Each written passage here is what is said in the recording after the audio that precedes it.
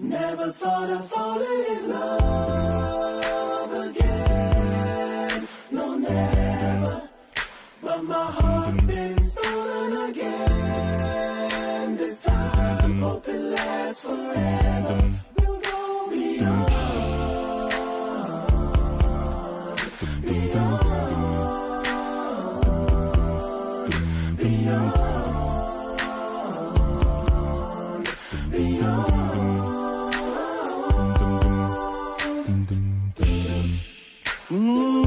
It's been a while now since love's been in this place.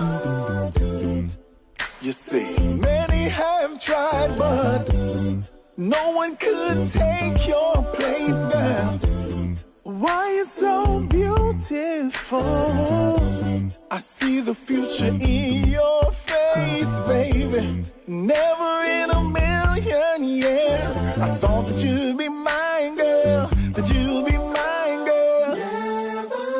Never thought I would fall. No, never. But my heart's been stolen again.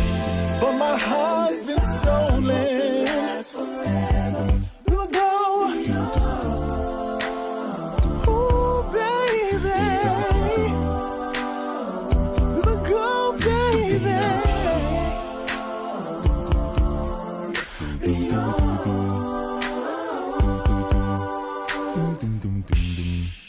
We keep going and growing, girl. The best thing is knowing, girl. Cause when we KISSING, all I can say is OMG. My love in my life, you make all things right, baby. I trust you, girl, with my life. I don't want nobody but you. I'ma put my ring on you. Never thought I'd no, never. Ooh, baby. Again. This time, hope it lasts forever. We'll go beyond. We will go so far. Beyond, beyond.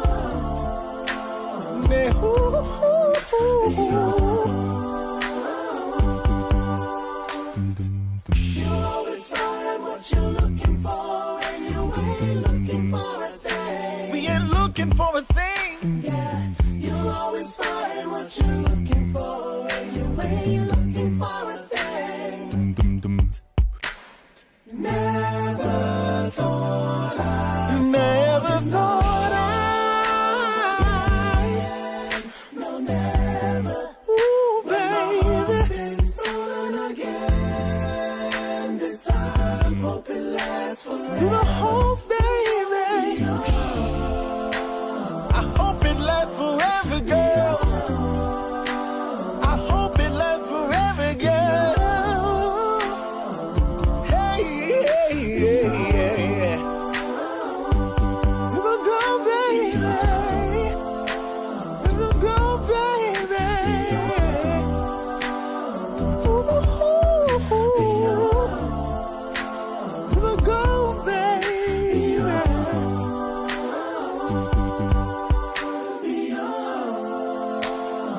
We will go so far, baby.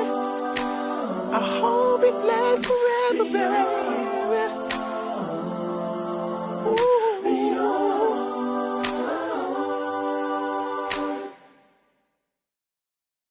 Yo, I think I'm gonna really give up this life. Let's try to be a better guy, But wait, man, they got a good girl, and they really feel they go treat you a certain way. I understand. So what's up with you? Girls. Sometimes about kind of resolve. I think I can just, apologize and start fresh and clear the slate, and hopefully, that will work out for me. Well, if it makes you happy, give it a try. She deserves it, right? Hey, give you a call and see how it works out, man. Let me know how it goes. For sure. Thanks, man. No problem.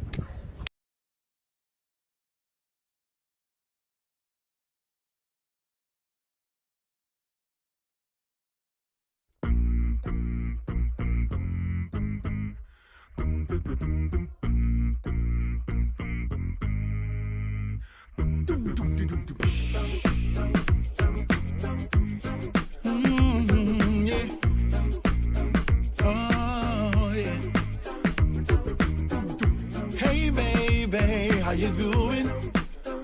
Before you hang up, can you just listen for a while? I was stupid, I'll admit it. Should've never done anything to take away your smile. So I dropped my pride, all my cards are laid. I know I hurt you most definitely, and I'm trying to make it right. I wanna take away your pain. Said you need your space and you're trying to live, but I'm really hoping that you can forgive me. I'm wrong, I wrote this song, it's been too long, forgive me, baby.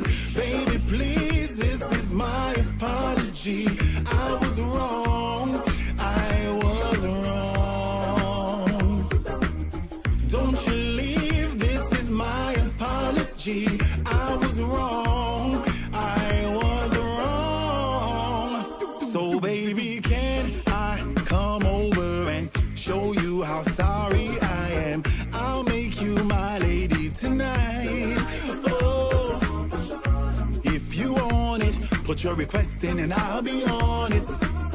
We'll make sweet love all through the night. Oh, I didn't know you would pick up the phone, and now I'm wondering if you were alone, girl. If so, just let me know. I wanna plan a rendezvous. Please forgive me, don't turn away.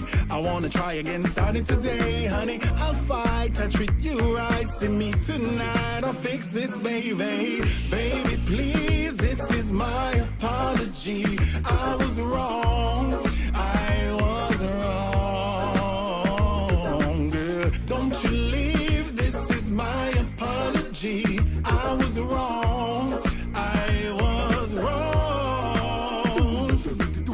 Don't you leave, no, no. I was wrong, I apologize. Oh, believe me, I do, I apologize. I was wrong. I'm sorry, ooh, I'm sorry, I am. I'm sorry, I am.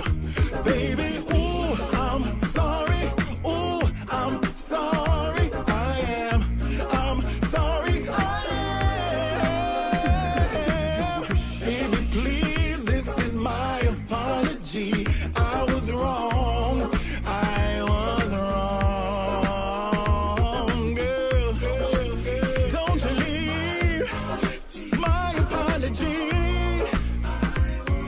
Oh, baby, please. Ooh, I was wrong, I apologize. If this is my apology, I do, I apologize. I was wrong.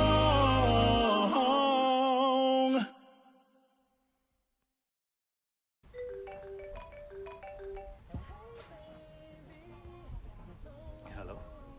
Hey babe, what you doing? Nothing. Can you come over? Yeah, not easy.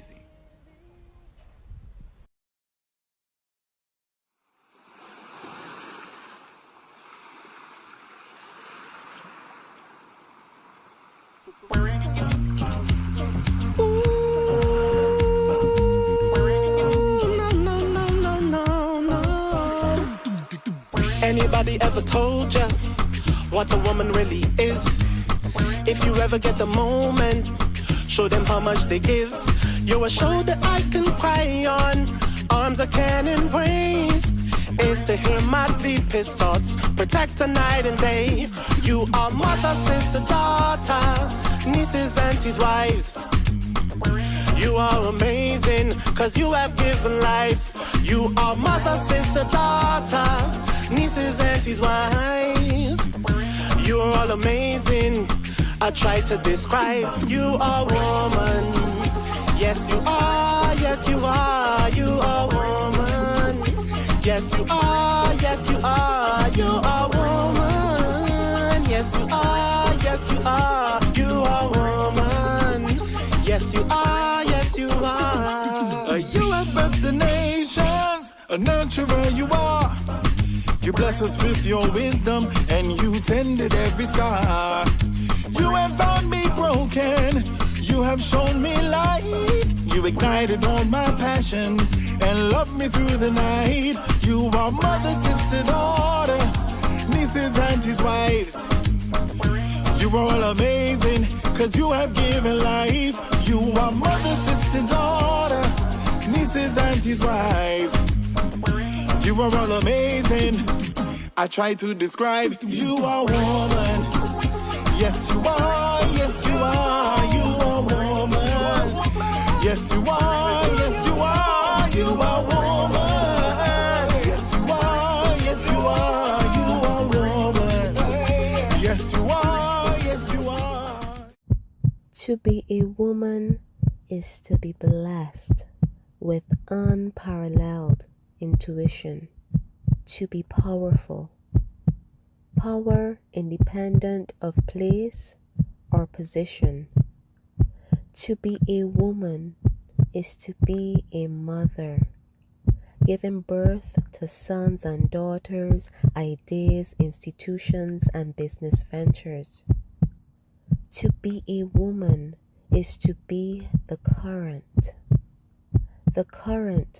inspiration, the future aspiration of a young lady, of a little girl. You're a masterpiece of harmony, a melody of life. You're a gem, a diamond flower in spring, you're one of a kind. You're a masterpiece of harmony, a melody of life. You're an African queen flower in spring, you're one of a kind. You are mother, sister, daughter, nieces, aunties, wives. So you are amazing. I try to describe, you are woman. Yes, you are, yes, you are, you are woman.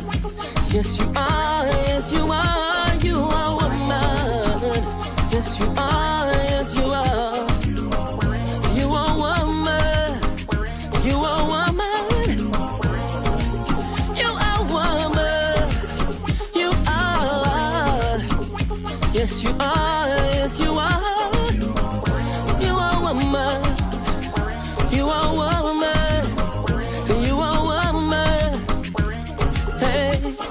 And when obstacles manifest as natural, you are born for this. To be a woman is to be the heart of the system, to be the one who brings life into our world.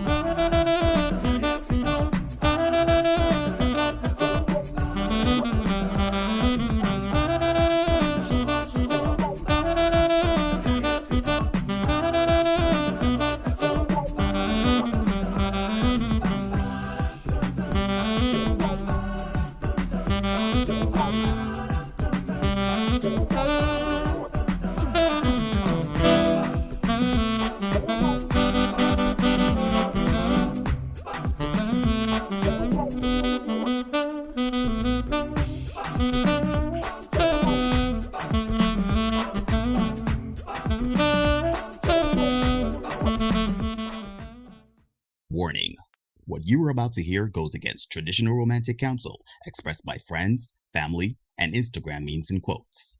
Open-mindedness is advised.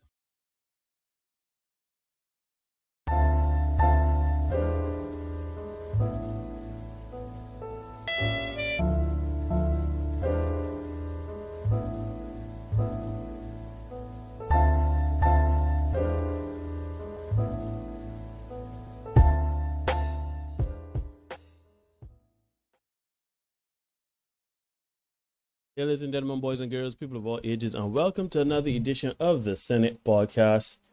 I am your host, Neil. I am waiting for my brother from another mother, Derek. And yeah, we're here. We're live. Hope everybody is well. Showed up Priya, man. I see Priya in the house already. Thank you very much for joining us. As I wait for Derek, let me try Derek here again.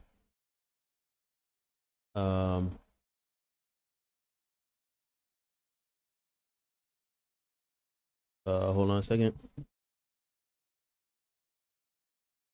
Yes, ladies and gentlemen, we are here. We are live. Hope everybody is well. Shout out to Lee AO.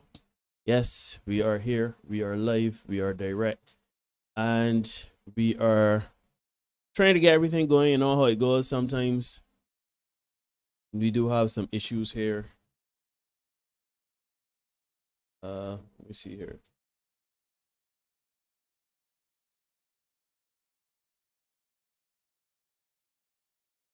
Yeah, sometimes we do have some issues. But we are here. We are live. And trying to get Derek here, but here we go. We try him again. Hopefully this time he could come on. How is everybody? Everybody that's joined us. I see Marlon in the chat. Marlon, what's going on, my brother? Nice to see you. I'm not going to call you by the name which we designated you over the weekend. I don't feel that is necessary, but hope everything is well with everybody in the chat, man. Hope everybody is doing as well as possible, as well as they could be. Yeah. I hear waiting for Derek. You call Derek again here. See if I could get him, see if there's an issue. But ladies and gentlemen, how you doing? Tell me, how is everything going for everyone? Priya, I haven't heard you for a while. How is everything? Hope everything is well. Cherish. She is also a person that every now and then will come out. Wait, we getting some movement here. Yes, Derek Marshall. Here. Yeah. We got you here, Derek. Here you are. Yeah, I put the old laptop, so you know how it goes. Oh, so you ain't got no. All right, no problem. Let me start you out here with that there, and let me give you that there. That's good, everybody. Right. And also to Derek. Yeah. If you can you privately send me the information for our guest? Ross. Yeah. Let me do that. Yes, sir. Sure. The frustrations, you know, your technology, how it goes. I know how it is, man. As these things happen. It's struggle streaming. You know how it is, you know.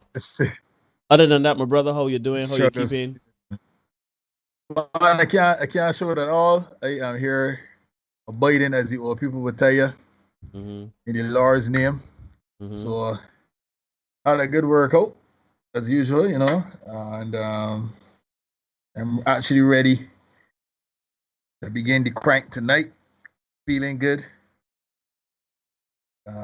Yeah, man. I can't complain at all. What about you, man? What's going on? I am well, you know. I am all right, you know. I am too blessed to be here. I'm blessed to be doing the Lord's work again on another Tuesday, and loving the opportunity to get to link with you and to, you know, get things going how we normally get it going. While I get everything going, can you please let the people know about G Syndicate, the premier acapella group in the Western Hemisphere? Yeah, man. G Syndicate, as my boy said, the best society in the world, most versatile for sure. And You can find us at gsyndicate6.com. You can find us on Facebook, YouTube, Twitter at gsyndicate6. And also on Instagram at gsyndicate6. But on Instagram, you're going to have to spell out that word 6. So those of you who can spell, you should be all right. Those of you who can't, might be saying, but yes, we do sing. Yeah. But I don't know if you'll be able to afford it or not. Just kidding. But yeah, we do sing at weddings. Neil boy, as we continue to set up in the background, we've made some adjustments, or I would say I've made some personal adjustments. I finally crossed over, I should say, into the realm of the pensions. I'm wearing readers now. Oh no! That's why all of a sudden your camera doesn't seem to be working. Is that what is going on? No, I just tease it. No. I acquired these today. I was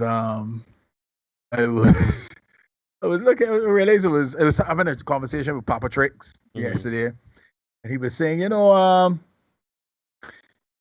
you do you take it and you move it further and further away from your face until you run out of arm. Suddenly you don't have much arm left, so now you gotta kind of give up the ghost and get the readers. So I did that, and I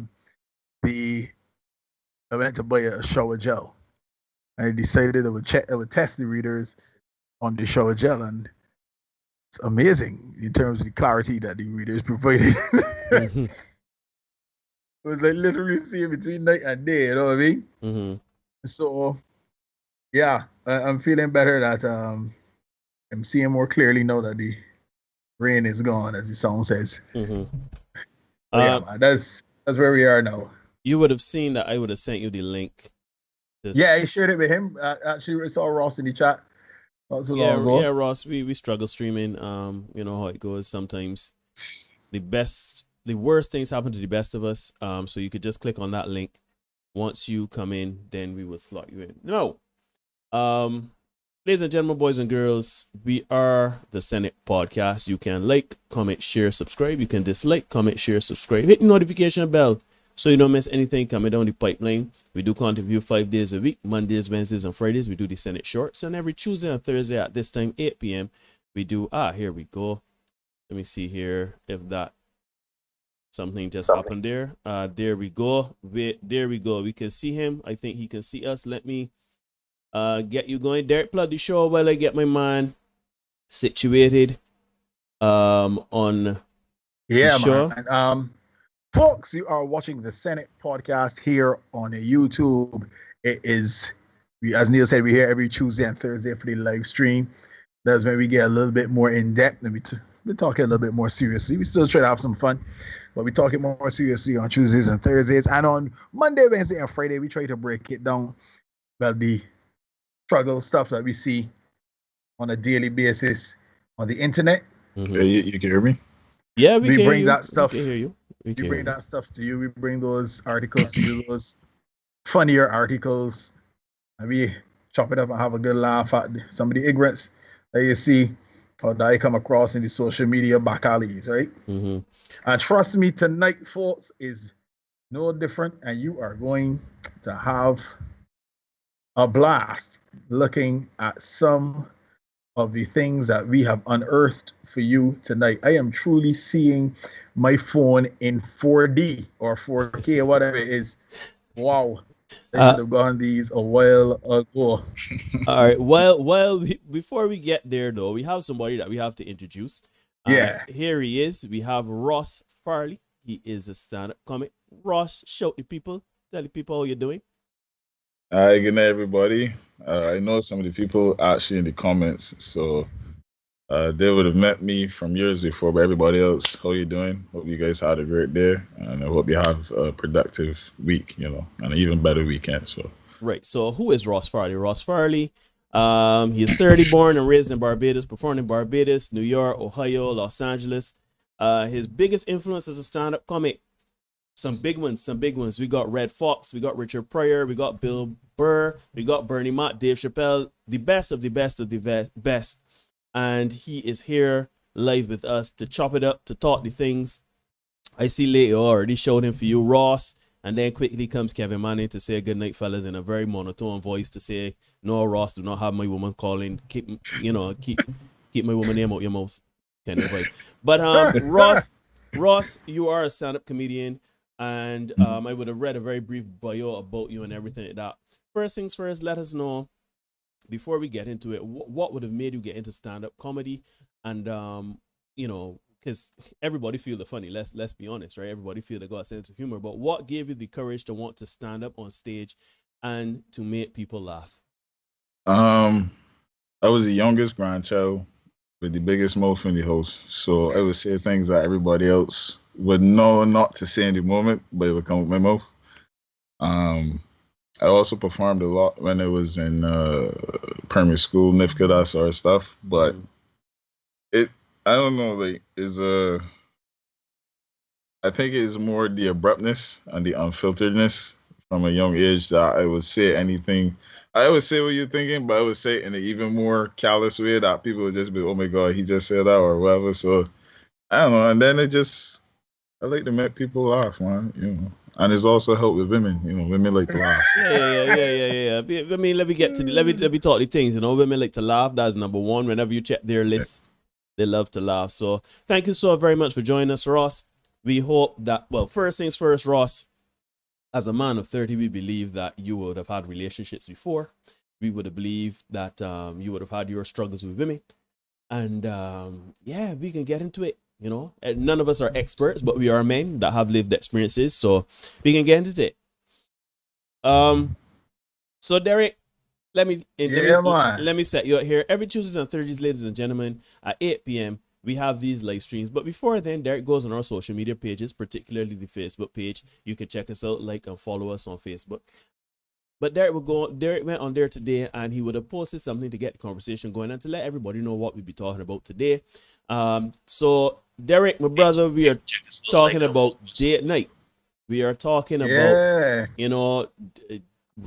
do what, like, women have unrealistic expectations when it comes to dates? Should we pay for everything? So Derek, normally you would do a monologue. You say we have some stuff to watch. We have Ross here, a young man who already has a bit of notoriety to his name. He can make people laugh. He's not a bad looking fella. You're over 6 foot, Ross? Yeah. Well, there you go. With that deep voice, you're good to go. So we can talk the things now. We've obviously all had a bit of dates. So Derek, lead us in sermon tonight, and let's get into it. All right. So folks, about a year ago, right, back when we were doing the live stream on Facebook, we did a show about dating, right? And the ladies at the time were adamant that, they had pee in the dating pool. Mm-hmm. And, they said the older you get, the more pee you get in the dating pool, right? And I'm here to, I like to be the bearer of great sorrow, tidings of great sorrow. Mm-hmm. I'm here to let you guys know that the ladies were right. There is indeed pee in dating pool. What the ladies did not say, though, is who is responsible for said pee in the pool. The dating scene is getting more and more treacherous in 2022 and onward. And the automatic assumption is that, men ain't shit. So men are the ones responsible for all the trials and tribulations in the dating scene. So tonight, folks, we are going to pull back the veil and expose the mentality of many women in the dating market. And hopefully by the end of this week, we'll be closer to some truth, reality, and understanding in order to make steps towards repairing the relationships and the dynamic between men and women. So let's get into it, right? Mm-hmm. Now, a few months ago, we talked about foodie calls. And then late last year, we spoke about the art of rinsing. Neil, I don't know if you remember that show. Fleecing, not rinsing. Fleecing. Where men were essentially shelling out money and gifts to women with absolutely no benefit to themselves. And as I was preparing for this show, I'm inundated daily with a lot of stuff that comes to me from you guys, and definitely appreciate it. And as I was preparing for the show, I came across a video by my guy O'Shea Duke Jackson, right? That's my guy. I know O'Shea. Yeah, you know O'Shea, that's the guy. And he used a term that was a little new to me, a term called dinner whoring. Guess what? You heard correctly. Dinner whoring. So your boy had to do a little bit of digging, and they came up with this article. So let me get the dinner whoring on screen here. All right, just give me a second, man. It's a lot. It's a lot. It's a lot. Yeah, it's a lot. Which one would that have been? You could just point me in the right direction of that, and I could get it on screen as soon as possible. All right, there. And don't be coming down in order from there, right, Neil? So you can start. Give me. Okay, here we go. So let me. I only took a little piece. I took a little piece of the article, but you can just explain it. It's a foodie call, but let me get into what's really happening. Kevin Manning told me that he got a big stick. Whoa. Listen, it's all jokes here, Kevin. It's all jokes. It's all jokes. Just give me a second, fellas. I just loading up everything. As he says, a lot. So there you can, if you can, just fill some time there. So for me, that's no problem. Yeah, I hope you guys have been subscribing and hitting the like button as you come in on the way in. I see Lee dropping a crow over here. No actual food only. Correct. Near 4. Not near 2. Near 4. Yeah, we got 26 people watching, but we got action food likes. Only. Correct. So let me get the likes up, folks. Let me get the likes up. No action food only now. Spartan King. That's my guy. Kadeem, is that you? Yes, sir. So big respect to everybody. Right. So if with my Aston in the house. Aston, man. No food, only ass. That's what she should be saying. All right. So Derek, when you're ready, I could go on screen. Yeah, be on screen then. Let me go. So this one is from the Daily Mail. Mm-hmm. The lady says, I was a dinner whore. Confessions of a fashionista who cruised Craigslist and OkCupid for dates just so she could eat free meals. All right. Mm-hmm. A man-eater, New York fashion blogger Brittany Pierre has revealed that she went on more than 60 dates with men she met online for the sole purpose of getting a free dinner. New York fashion blogger Brittany Pierre is not ashamed to admit that she had gone out on dozens of dates with men for the sole purpose of getting a square meal. Pierre, who has been writing for Village Voice Media and a hip-hop website, made the confession in a piece written in the first person that appeared on the feminist blog XO Jane this week. The woman detailed how she would meet her victims. Interesting use. Victims. Interesting word. On the dating site OkCupid and through Craigslist, and would go out for dinner 3 times a week with different men, allowing them to foot the bill every time. It will be a foot, but there won't be no bill. I'll tell you that. Oh my God! Mm-hmm. Yeah, I come anything and I start thinking, right? Let me. That's. I can comment. I can let y'all comment first. I can comment. On that. Yeah, man. We can come to you. Don't worry. We can come to you. So about 2 weeks ago, I saw an article about a lady who had a very stringent list of demands in order for someone to date her. So we can take a look at that too, right? And this is an article from the Mirror about a lady called Mariah Mills. Let us sit there for a little bit. Mariah Mills. Right, be on screen. Let me know when I can go. Yeah, you know she's Guyanese, right? You know she's actually Guyanese, which is crazy to think. She was born in Guyana. Oh, really? Yeah, she's actually full-fledged Guyanese, which is crazy. Well, she says that she's from New York. But again, let me read the article, right? Model divides opinions with list of strict dating rules, including weekly allowance. Mariah Mills, 28, from New York in the US, has pretty high standards when it comes to the men she dates. She listed her expectations in a TikTok video that has since gone viral. Now, The dinner whoring video article was 2013. This is 2021, late last year, right? She says, a model and self-proclaimed 10 out of 10 has shared a list of rules she expects prospective suitors to follow if they want to date her, leaving TikTok users divided. I'm concerned about the fact that the users are divided and not saying, but okay, I'll read the article and you can tell me if you... Wait, you hold on. I see. I reading the article, but the article, let's say these not in the right order, but you could go ahead. Okay.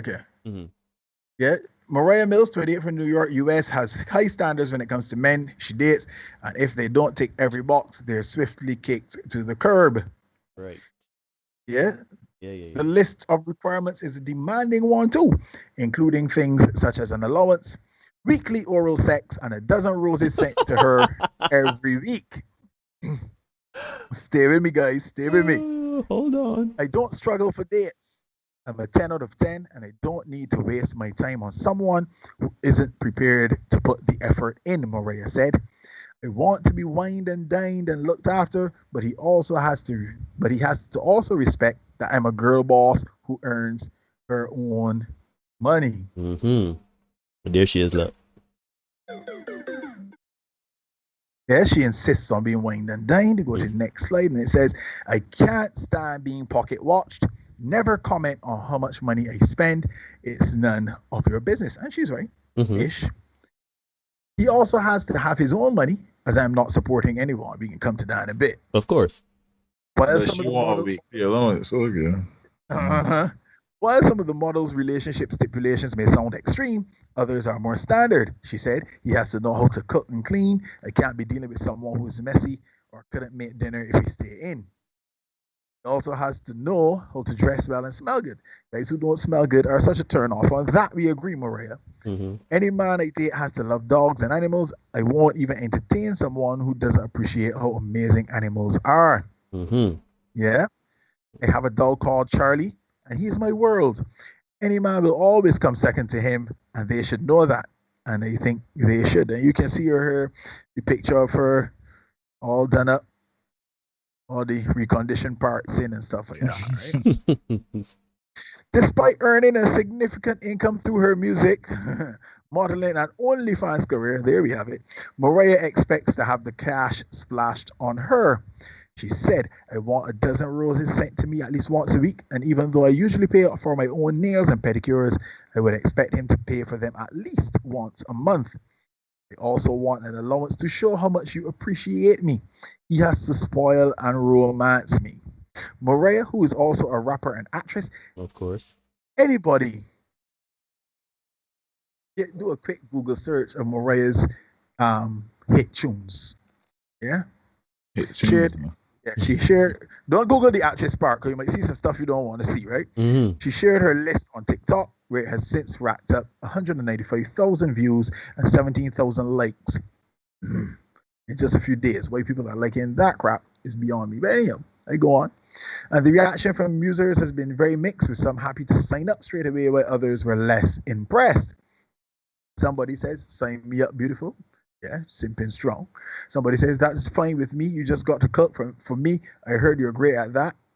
No, yeah, obviously that person didn't realize that she said she ain't cooking. She wants you to cook. But anyhow, some question what the model would offer to up her boyfriend if they fulfill the many requirements. Somebody asks, what do you bring to the table? Somebody says, really, LOL. So what's in it for me? What do I get? Somebody else said, nah, I'm good. Somebody says, yeah, you lost me at taking shopping once a week. Others were perplexed by the demand for weekly flower deliveries. Wait for a minute. 12 dozen a week. That person, right? So obviously not raising it. A dozen and 12 are the same thing, but all right. Expensive ones, week. I can't even afford to buy 1 week to myself. Right? Whatever that is. She has high expectations, so she doesn't waste her time. Mariah has a very specific idea on how she wants a future boyfriend to treat her too. Get this, he must be funny, but he cannot make me the butt of jokes. It's not funny at all and very annoying. You're taking notes, Ross. She sounds extremely narcissistic. In a word, that's the word there. I also want him to be confident with me being sexy and hot and taking risky photos for my career. Any man who tries to stop me doing what I love and earning money is gone. Gone. It's the same for any guy who has a problem if other men hit on me. My last couple boyfriends couldn't handle the attention I got and tried to pick fights with everyone. It's a massive turn off for me. I am with a guy, I'm super loyal to them. A wink from another man isn't going to make me stray. You also have to be good in bed, of course. In fact, the sex has to be amazing, and you should give me oral sex weekly. Mm-hmm. I want a masculine man who can look after me. Lastly, stay with me, guys, stay with me. If any man has managed to make it through 12 months, then they better be prepared to get down on one knee if they want it to last. Maria added, if you're still lucky enough to be dating me after 1 year and I don't see a ring, I'm going to break up with you. I have too many options. You're wasting my time. Why would they put my mouth on a straw that I take out the garbage? That don't make any sense. Oh, rascal. No. Big man, that's like she is the Brooklyn Bridge and she want you treat. She like the drive here to Sandy Lane. I don't make any sense. Like, you know how much cars went in and across our bridge? You know dirty the Brooklyn bridges. I realize that I can't say certain things a certain way on here, so I gotta come up with analogies. But right. Big man, I ain't afraid to say this, but she has helped me through my maturing years as a young man. I know what she you know what I'm saying? I know what she does. I know how she did it. We with you, my brother, because it must be noted, folks, for all of the Wonder Bra resume that Mariah has, she's actually an adult film star. Yeah, she's an adult film star. Big man, I have beat many a night to that. So I don't know where you come and tell me some nonsense, but I supposed to what did she say? Oral sex once a week? That'd be a jackass to do that once a week, knowing where that's been and how many people been in and out of that. Nah, she mad, man. Yeah. So folks, we have a literal sex worker coming in with a ransom note, right? All she missing right now is a ski mask and some guns, right? Now in O'Shea's video, he was reviewing a video and he showed a clip of a woman who said that a man needs to walk with between $200 and $400 for the bill at dinner because she wants to go to a particular kind of restaurant. Now, you guys, we've all been out. We've all been out. And you know, if you're spending $200, $300, $400 on dinner for two people, you know where you're eating, right? Mm-hmm. So this chick, she ain't interested in the Boxers Road Fair. So they're in the Pink Star, they're in the Gloria, yeah. They're in the Guangdong, showed up my guy Stephen Wu. Yeah, they're in the Chefette, they're in the Chicken Barn, they're in the Lucky Horseshoe. Tides and Chompers, that's what we're talking. And you would do well to spend that kind of money in Tides and Chompers, right? You know what I mean? But fellas, this is the thing. There's the part here. We know that when a woman is about you, she makes being with her easier for you. Yeah. And not more difficult. Yeah. So when we see these kinds of barriers to entry, we know it's time to roll out, right? Now I know the ladies in the chat will want to say that these are one-off situations, right? Anomalies. Nah. And that they don't have any friends like that. But gentlemen, we know that this is not the case, right? Regular women are now taking their cue from celebs like the Kardashians and Cardi B. And now luxury is considered the new standard, the new average. A bunch of jackasses. That's all they can say. A bunch of jackasses. Because you see what you just said? You see what you just said about when a woman about you, she's making it easier for you. Because if you get a room full of 100 women, right? And they 30, and I know this from a young age. You go in a room full of 100 women, you answer what man want. Right? A lot of them get paused in the brain and start taking what man want. And if you let me see you get him a hint, you say start with P. What most women can say? You know. USSY. The fronts. Right? But me, you, I'm part of here, no, right? That's it's not what they think. It's peace, Bots. right? All of, like don't confuse a man with a boy, and that's the problem. Like a lot of these girls here, like they gonna say girls with this luxury thing, and a man gotta do this, a man gotta do that. But at the same time, is like I'm not even gonna ask them what they could do for me. If you ask them what they could do for themselves, they can't even answer that question, right? Oh, That's a you understand where it comes from? That's a blank check that they can't write, right? Because then you ask the we question getting like, into it. We getting into it. We getting into it. you Right? understand? That just annoy me, man. And red skin men don't get annoyed quick, but that annoy me. Bots. Yo, fellas, we are in the bizarre world of social media, right? Since we started doing this show, right, Neil, I have received several screenshots and messages about the kind of entitlement that we've seen so far, right? So this is what I encourage gentlemen. Gentlemen, you need to pay more attention to social media because it gives everybody an opportunity to present their unfiltered fuckery to the world. And through this lens, we are able then to get a hobby class look. For those of you, Ross might be a little too young to know what hobby class means, but a free look at these ladies, young and old, exposing their entire asses, right? Ladies and gents, we can take a look at some clips now, right? So you can see what I mean, and then we can come back and we can chop it up some more, right? So Neil, we coming down the road. Which clip you want first? As they come there in order, Sherelle Patrice. As it came in order. So, right, my woman here. So, right, okay. On screen here. So, right, my woman here. So, right, okay. All right, so let's see where I can put this. I can block you out, Derek. Yeah, no problem. My woman here. So, right, okay. All right, so here we go. Men, if you can't afford to date, don't date. I'm sorry if you got used and abused by some woman who just used you for a free meal. That really just dating territory. Like, I get it, you're jaded, but what does that have to do with me? Like, I'm sorry, you need to use better discretion. That has nothing to do with, like, women in general. Don't penalize the next chick just because you took the wrong chick out to eat. And you know what? If you're just like, hey, I don't want to be spending this much money on dates, that's fine. Take a break from dating. Re-up your money. Go donate some plasma. Do whatever you gotta do, because I'm not about to go on some cheap date to like Applebee's or Fridays because you mad at the old chick who used you for a free meal. Use discernment. If you don't have it, pray for it. Date to like Applebee's or Fridays. Yo. Chick who used you for a free meal. Use discernment. If you don't have it, pray for it. Date to like Applebee's or Fridays. All right.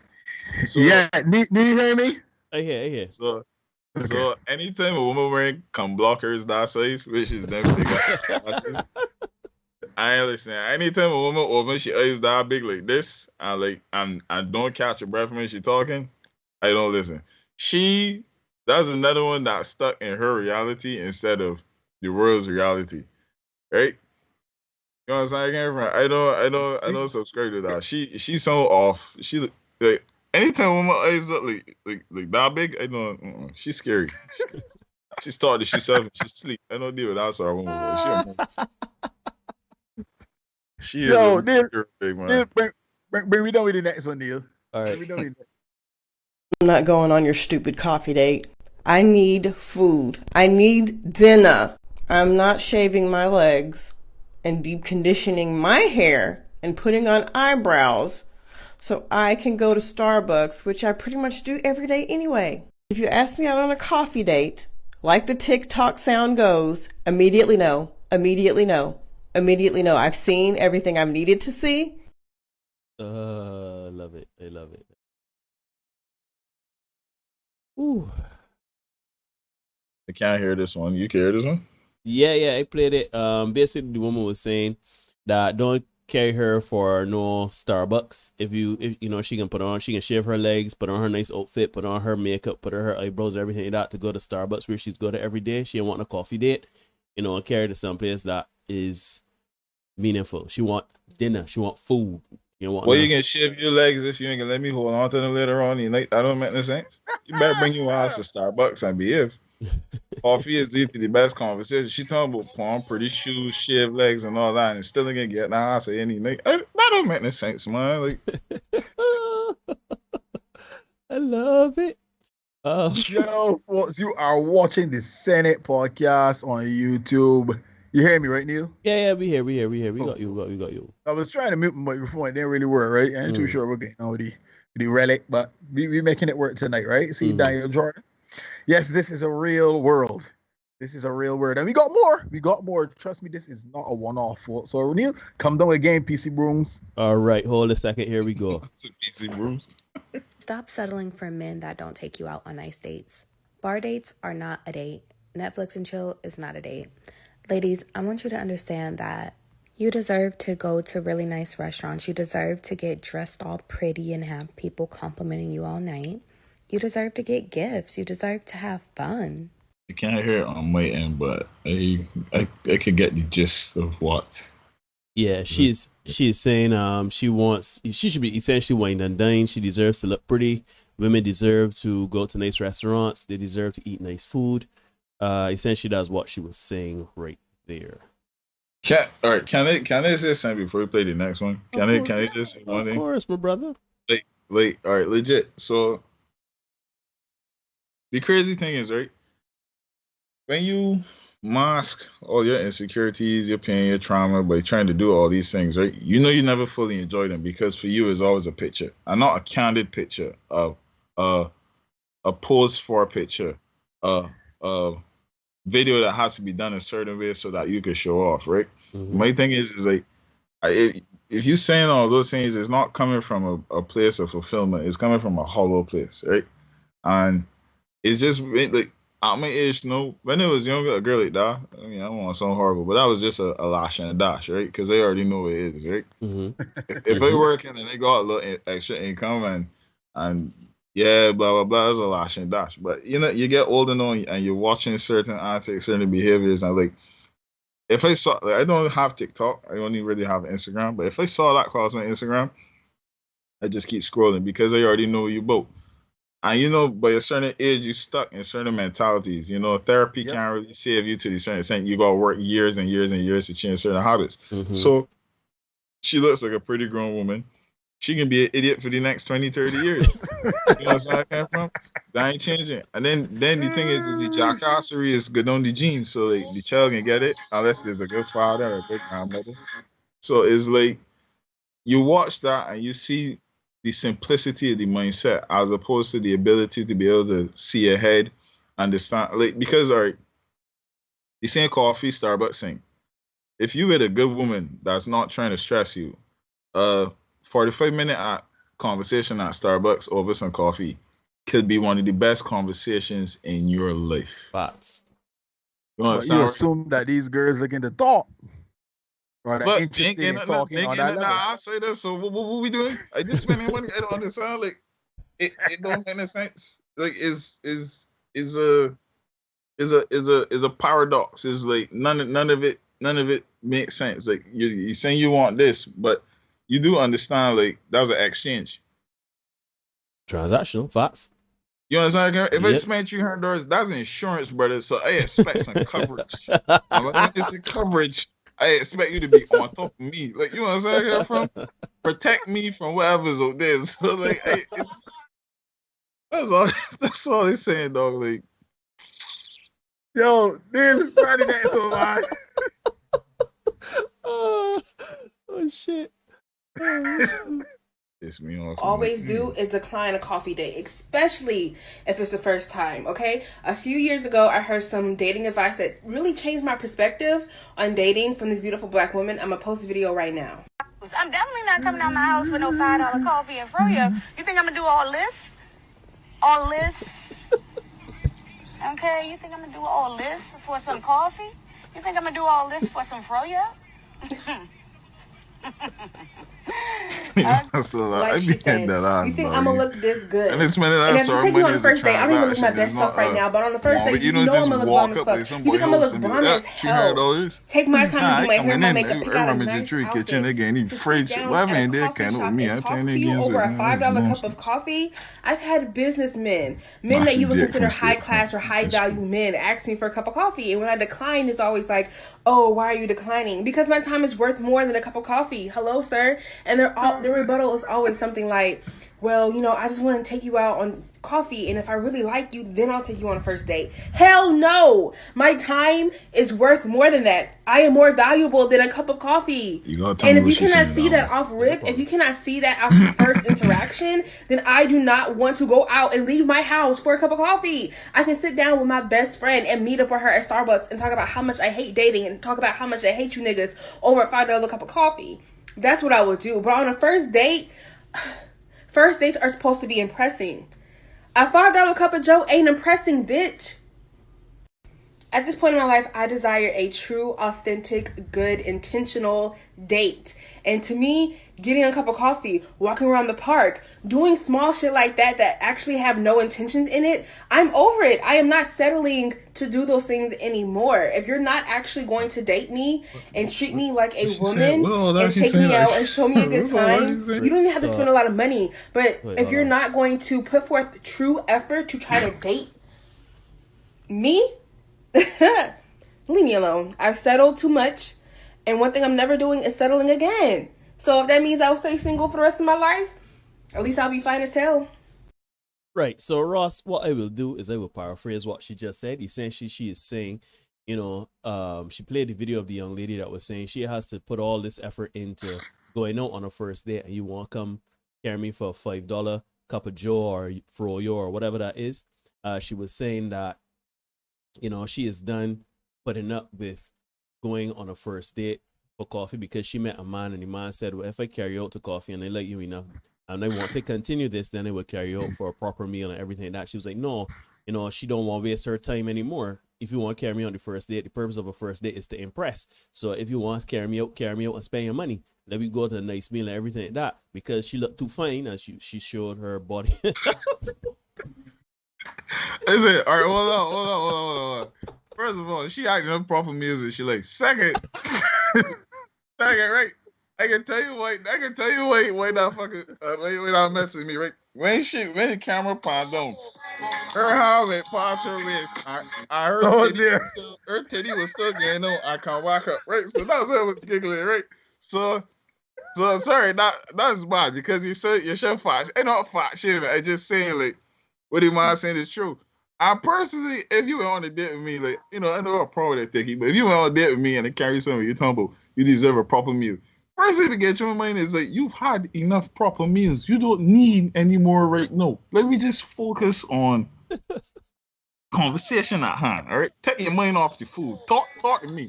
Don't talk to the chicken. Talk to me. Leave the chicken where it is. Come talk to me. Damn. That's just my opinion. So...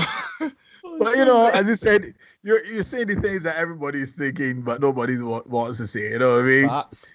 Yeah. Well, see my boy Daniel Jordan. I don't know Daniel, but welcome. That's my boy Danny. That's my boy Danny. Yeah, but T in the shot as well. Good night to you, T. Good to see you in the crank. See Mikey Mercy in here too. We got a full host tonight. Yeah, man. Give us some likes and dislikes, man. Hit the likes like and dislikes, button. yeah, man. And some subscriptions if you're liking what's going on here. Yeah, for real. Yeah, actually, insurance anyway. So yeah, then we got one more. Daniel was asking for a Caribbean woman, so let me roll out the clip for somebody from the Caribbean, right? This one was circulating here the other day, so let me get that one rolling. All right, here we go. I don't like with some of them, man. It's always come by me. Come by me now, girl. Come by me now. We go do something. What I come in my you for? And here, we go eat something and we go drink something.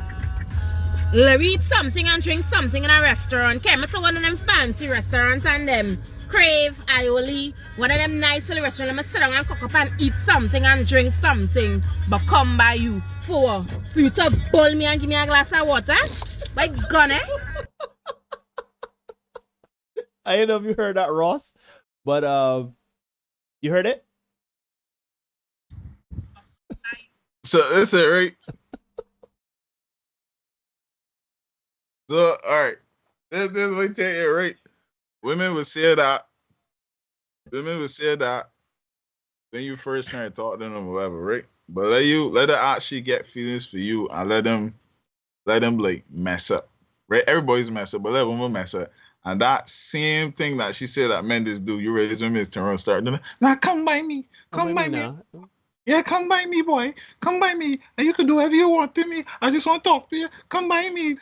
So it's be funny how things is changed, change how things has changed sides.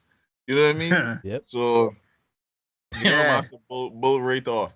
But you'd be surprised. You'd be surprised how quick a woman would get the ass to back up with you, boy. She get that ass quick, boy. Factual. You never get that ass before. You want to know where she learned that from? She said, come. What we gotta do? We gotta fix it. Facts or facts. Yeah. Continue. So, folks, we've seen the clips. And I have to say, because you know me, I am a bit of a villain. I'm a bit of a troll. And I find it funny how in 2022, when we're talking about gender equality, that there's still the expectation, when people start to date, the expectation of benevolent sexism. The benevolent sexism that is called chivalry, right? This is the kind of thing that sets women back nearly 100 years. And who is it perpetuating this mentality? Any men? Oh no. It's these strong, independent women. These strong, independent women who want to be wined and dined and feted like traditional women, but are reluctant to come out of pocket to show their strength and independence. Which makes me ask the question. If you aren't willing to bring your finances to a relationship, then can your financial independence, about which you brag, be seen as a benefit to said relationship? Yeah, this is one of the double standards that's frustrated and flummoxed men across the world for decades now. Right now, I know many women will want to say, because you know how they do, Neil. Ross may not be familiar, but well, not in this particular space, but I'm sure Ross is aware. You know, they want to say that they nor none of their friends with whom they associate operate like this. But we all know that there's a certain socioeconomic status under which a lot of women will not go. And this is why on this particular channel, I rep so hard for divine men. Right? Because as a rule, women do not date down. And these days, they openly say it. But you see, Chappelle said it best. Women can't go backwards in material. Men can't go backwards in sex. So if you want material, you gotta let me bully you, because I ain't getting backwards. That's it. So you come back and you might. But you see, all right, I just talking shit. But it's true. Like women, and they're very vocal about it today, as if it's some thing to be proud of, and really and truthfully, it shows a level of shallowness that, really, I have to say, guys, before I continue with looking at my notes here, they are crystal clear. Big readers, man. Anyhow, a man must be on the same level as or higher than a woman in order to get a chance, right? To even get a chance. If he isn't on the same level in terms of socioeconomic status, he got to look good enough to be able to get some social proofing from the girlfriends, right? So, fellas, if your money are right, if you ain't look a certain way, you might be struggling, right? So before we really get into the discussion, because I know you're ready to kind of launch into this discussion. Oh yes. Yeah. I want to ask another question, right? What do women offer and what do men get in exchange for men's continued investment in dating, right? Invariably, if you ask these women, besides sex, they can't tell you what they bring to a man in a relationship. The response usually sounds like, I am the prize, or in recent times, I am the table. Or guys who ask what they're getting are broke or poor. Right? Many women are becoming more and more entitled and delusional in thinking that men must wait on them hand and foot and get nothing but the honor of being in their presence and some occasional sex in return. Unfortunately, though, for the ladies, social media is now providing men with a backstage pass into the mentality of modern women. And in response, men are more than willing to provide for their women. Let's keep that in mind, right? But because of this pseudo masculinity, the entitlement, the unaccountability, and the lack of reciprocity, men are now choosing to just walk away from that ass hattery or deal with women strictly on a transactional basis. Right? Nah, boy, you got cooking oil. I don't even want them. Plastic, hot. Yeah, you don't need them. You say my ass there, yeah. Cooking oil all the way, brother. Yeah. And they got a robot. Yeah, women are the only ones with toys now. We got a robot that's talk back. It's small, but it's talk back. It's good. Yo, falseness is the current status quo for which women have fought. There's definitely pee in the dating pool. We gotta ask ourselves, how did the pee get there? Over to you, my brother. All right, ladies and gentlemen, you are watching the Senate podcast. Like, comment, share, subscribe. Dislike, comment, share, subscribe. Hit notification bell so that you don't miss anything coming from us. And yeah, you know, this is a very interesting discussion. And I know a lot of people are gonna say, "Oh, but this doesn't seem like the norm," or "This is only international women. This doesn't happen here in Barbados or in the Caribbean, etc." But that is hilarious because here's the thing, right? Now, we understand people set their value, right? We understand if to get around you and to get acceptance around you, the man got to carry you to the cliff and to champers and whatever, then that is your entry. You gotta be this tall to right. That is up to you. That's fine. Right? But understand that in this space we want men to set their value as well. Because at the end of the day, it is nonsensical to think that I am getting to know you. I am looking to date you. I'm not looking to have sex with you. I can understand if I'm looking to hit. Right? If we men looking to have sex and you say, well, shoot, you want to hit this, you got to carry me to the cliff. And man might make a business decision. Man might say, no problem. We can do this thing. I can carry the cliff, tip well, and carry you home on his cheeks. Right? But don't come under the guise of wanting a man to have a relationship and to have something flourish meaningfully with someone. But first, you got to carry me out to the... Look at all of this. I got to put on... You know, it's funny. That woman said she got to do all of this to go for coffee. That don't make sense. You nothing but she real. She should have do all of this because it was a lot more than I wish pointless. Right? That's facts. Like, you can't... Because nothing on her is real. Nothing on her seems healthy. Nothing on her seems genuine.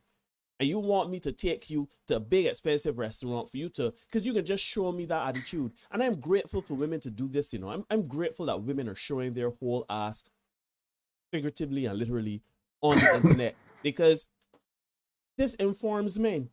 You want a man to carry you out, he's a boss bitch. You don't want me pocket watching. You gotta spend your money to show that you want me and this and that and next and third and the fourth for you to make a decision if I am worthy. Because the first woman was Mariah, whatever she named, was saying, I gotta date her for a year. If I don't date her for a year and propose to her, then I gotta keep it pushing. I am grateful that these women are showing up, because at the end of the day, it should inform men to say, sweetheart, no problem. I'll choose somebody else that is more. I will be more discerning. One of these women said, you gotta be more discerning. So I'll be more discerning and choose a woman that's more amenable, because the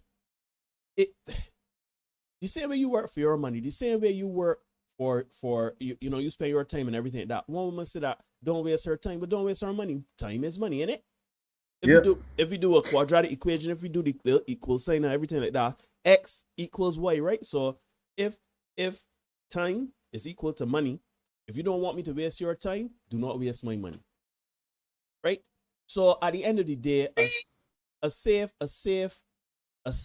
bet is to take you on to a low budget date to really gather if we are compatible, to gather if we can spend time around each other and actually see if you're an idiot and if I'm an idiot.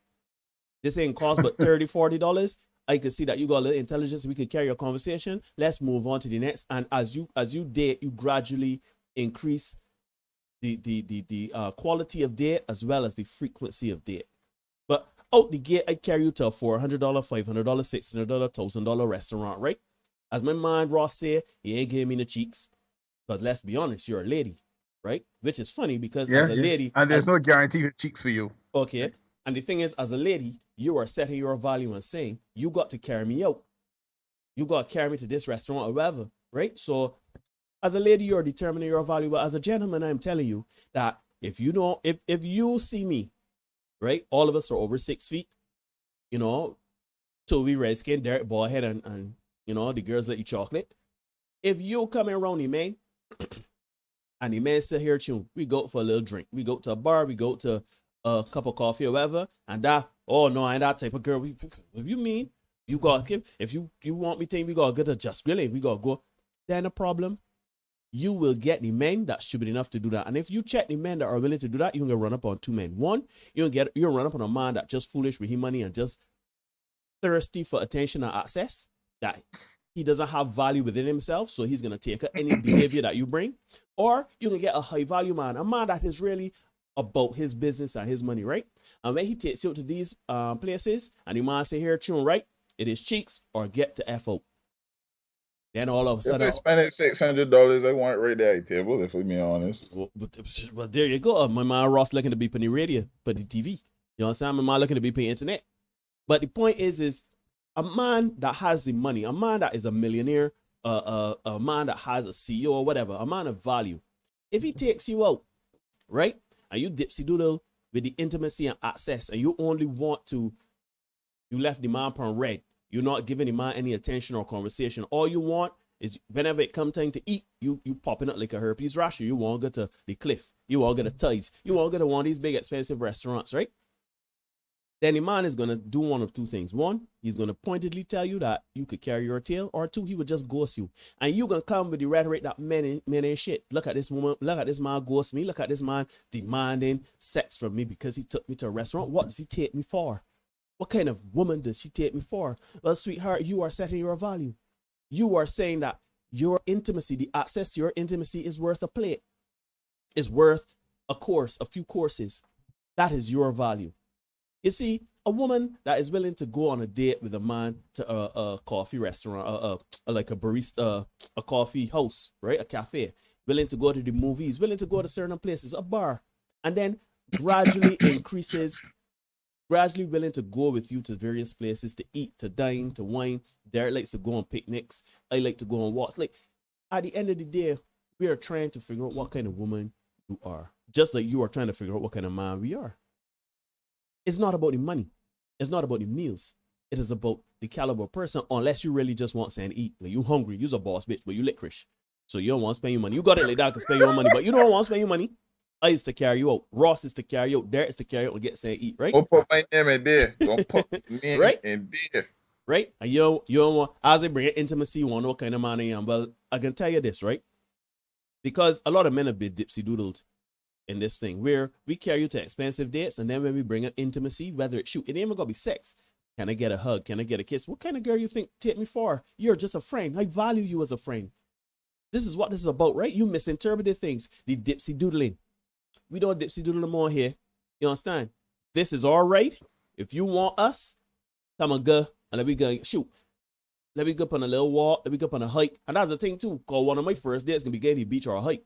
So all of that here you got, all of that plus size you is and all that there, I going to the beach. You come in or not? So you like me, right? So, gentlemen, as Derek said, as Ross has said as well, right? We are not allowing this fuckery anymore. What we are doing is we are setting our value as well.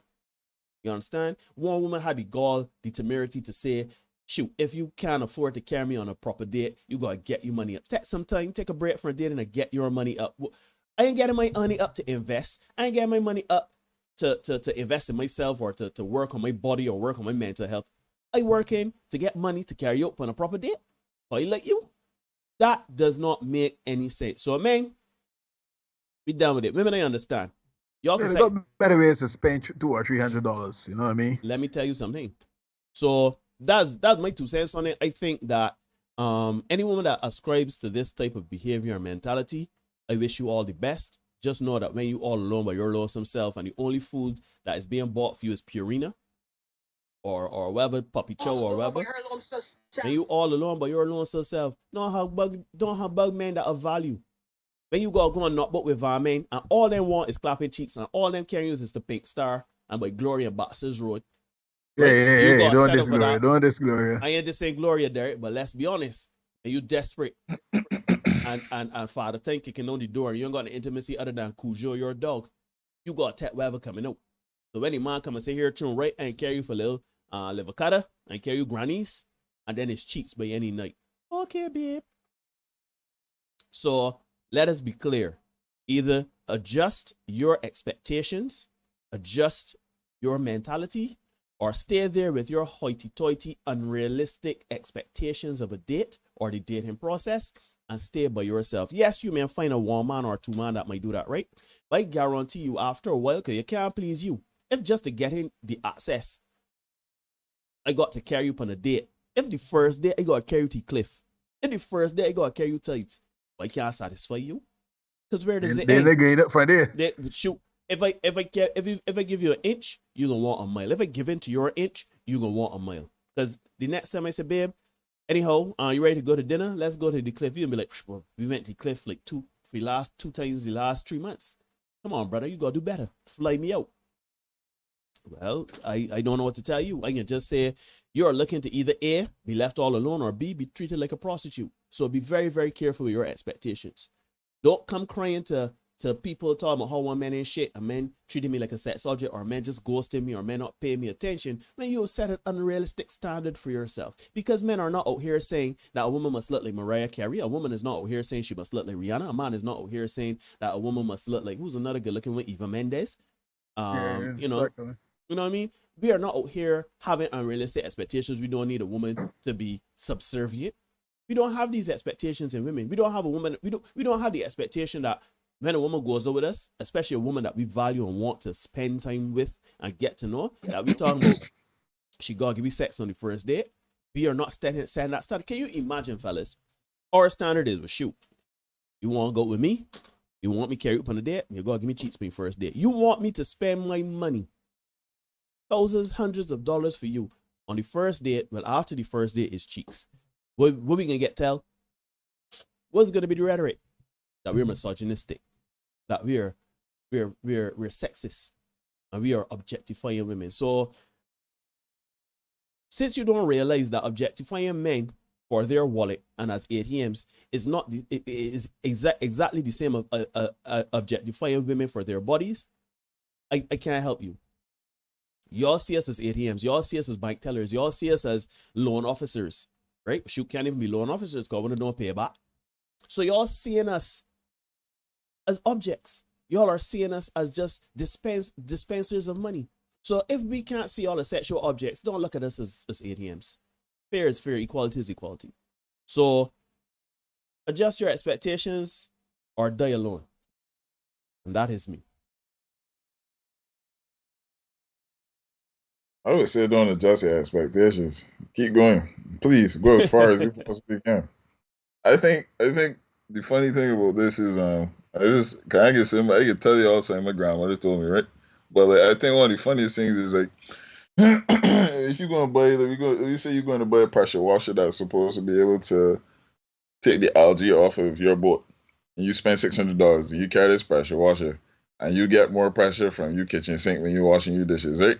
You should be able to carry it back and get your refund. So if I can spend $600, go 4 times, and then you give me ass, and then you lay down on the belly, you get hit with bop, and you like a dead cockroach. 2 legs on the I should be able to carry you back to the cliff. You should stand in cashier and need to tell you, give them back. Give them back everything that I buy. But it don't work like that. I think, okay, so because I lived overseas, I was lucky enough to live in Trinidad. That's how we know Lee. I was lucky enough to live in the South, the States. I had family in England. A lot of Latin American friends, and they live in Ohio, and then they moved to Cali. So I got to see a bunch of different aspects of mentality, right? And I don't know what the disconnect is or how it happened. I mean, you talk to some older women who've been around the block, and you would hear them say stuff like it was the rise of feminism, it was the rise in cosmopolitan, it was the movies that made women feel like every single one of them were a princess automatically without doing any work on themselves, like they were the finished product. Right? You hear all these different things, but there's an old lady named Marie that I knew that Marie had to intervene between her grandkids one time. They were like, I think the granddaughter was 22 and the guy was like 19. And she was a real feminist and she was screaming at him in the whole song, well, that's when men ain't shit. And the world be better without men and this and that. But Marie came in and asked her one question and said, have you ever worked in an office with only women? And the girl said, no, what does that mean? She said, if you know what it's like to be in an office with only women, you would shut up.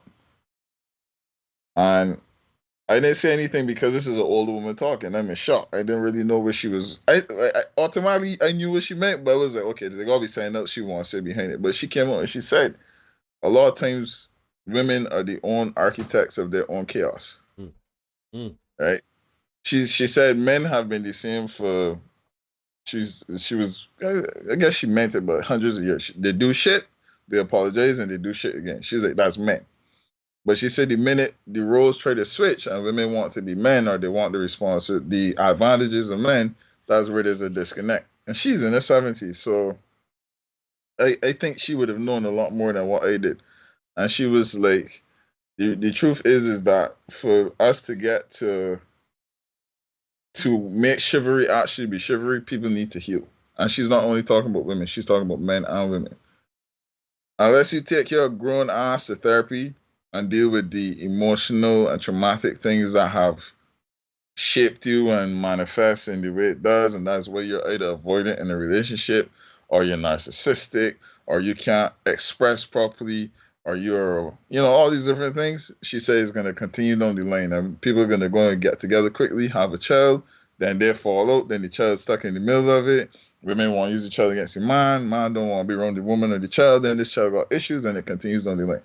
But that's a whole nother conversation, and that's, whatever. But to go back to what you were saying, my grandmother gave me an answer one time when I was really young, and it was with a box. We were in the back of her yard. She had a small farm. It was a box, and it was a cube. And I was like 11 to 12, and she told me, go and stand about 20 feet over there. And she was doing the box like this. So how many sizes does a box have? 1, 2, 3, 4, 5, 6. 6. So she said, how many sizes does the box have? I said 6. So she called me over and she told me, come right here, come right there. And she pushed the box right in my face. And she said, how many you see? And I obviously said 1. She slapped the dog shit out of me with the box. And she said, why would you tell me 1 when you know over there are many sizes to this box?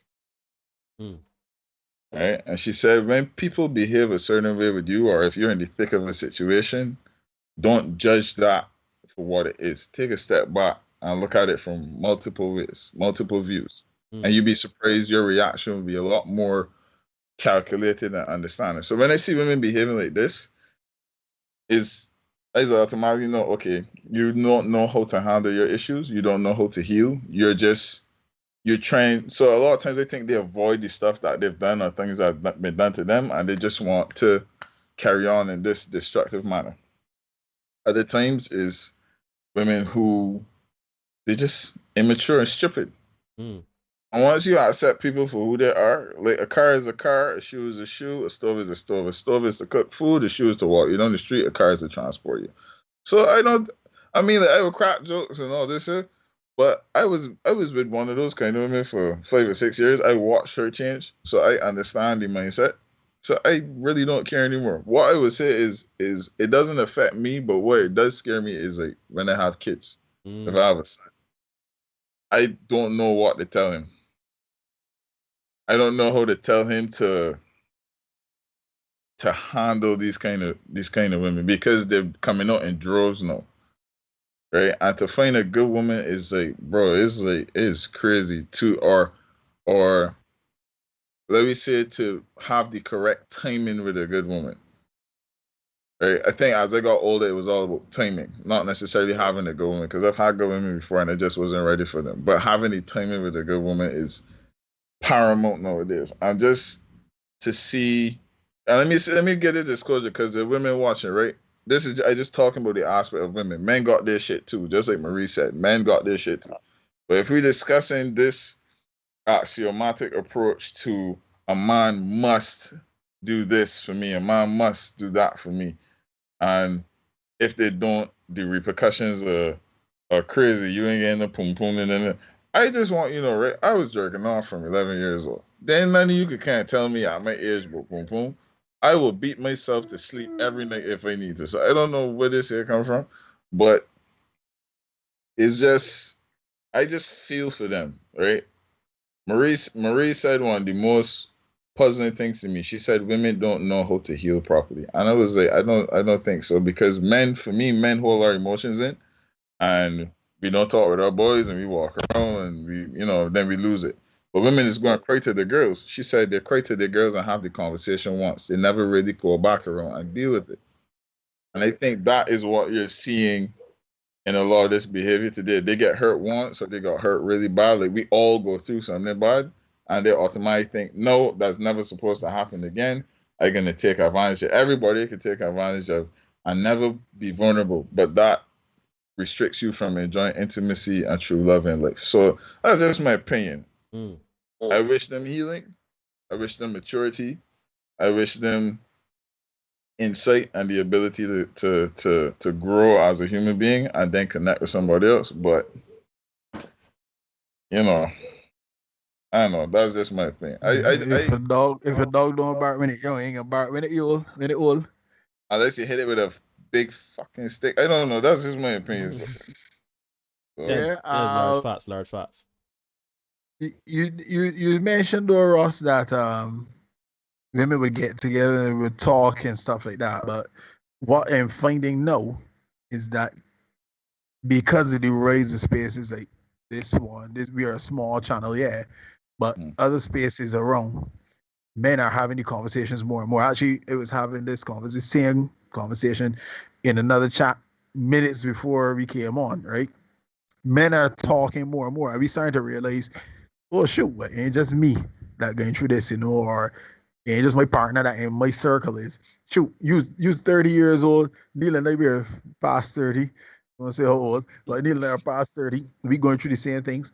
They got men in the chat here commenting that, you know, across the spectrum, everybody going through the same thing. A lot of us, we don't know one another. We kind of button up on one another in this space. And we realizing, oh shoot, we've all been through the same stories, right? But what happens is that women don't like this discussion, right? Women don't like these discussions that we're having because it always comes back to the whataboutism. Well, men just do it too. Yeah, we know men do it too. We know. We own that. We acknowledge it. We've heard it several times from women before. But you heard what you just said. You heard what you just said. You heard the accountability. You heard the difference. That's what you heard the difference. Yeah. You heard the difference there. Like that's the two sides to the coin there, right? Is like we don't, like how Marie said, men haven't changed. They've been themselves from start to finish. And when it comes to that so two things stood up just now for what you said, and one of them really, really hurt me the other day. Like, and I don't really express myself like that publicly, but when you said that women don't like this discussion, that pulls a certain chord for me as somebody who wants to be a father. Because I don't know if you had, it was 2019 going into 2020, there was a discussion in the Supreme Court about making paternity tests mandatory anytime a woman comes in. You know what I'm talking about, right? Yeah. And they did a poll last year too.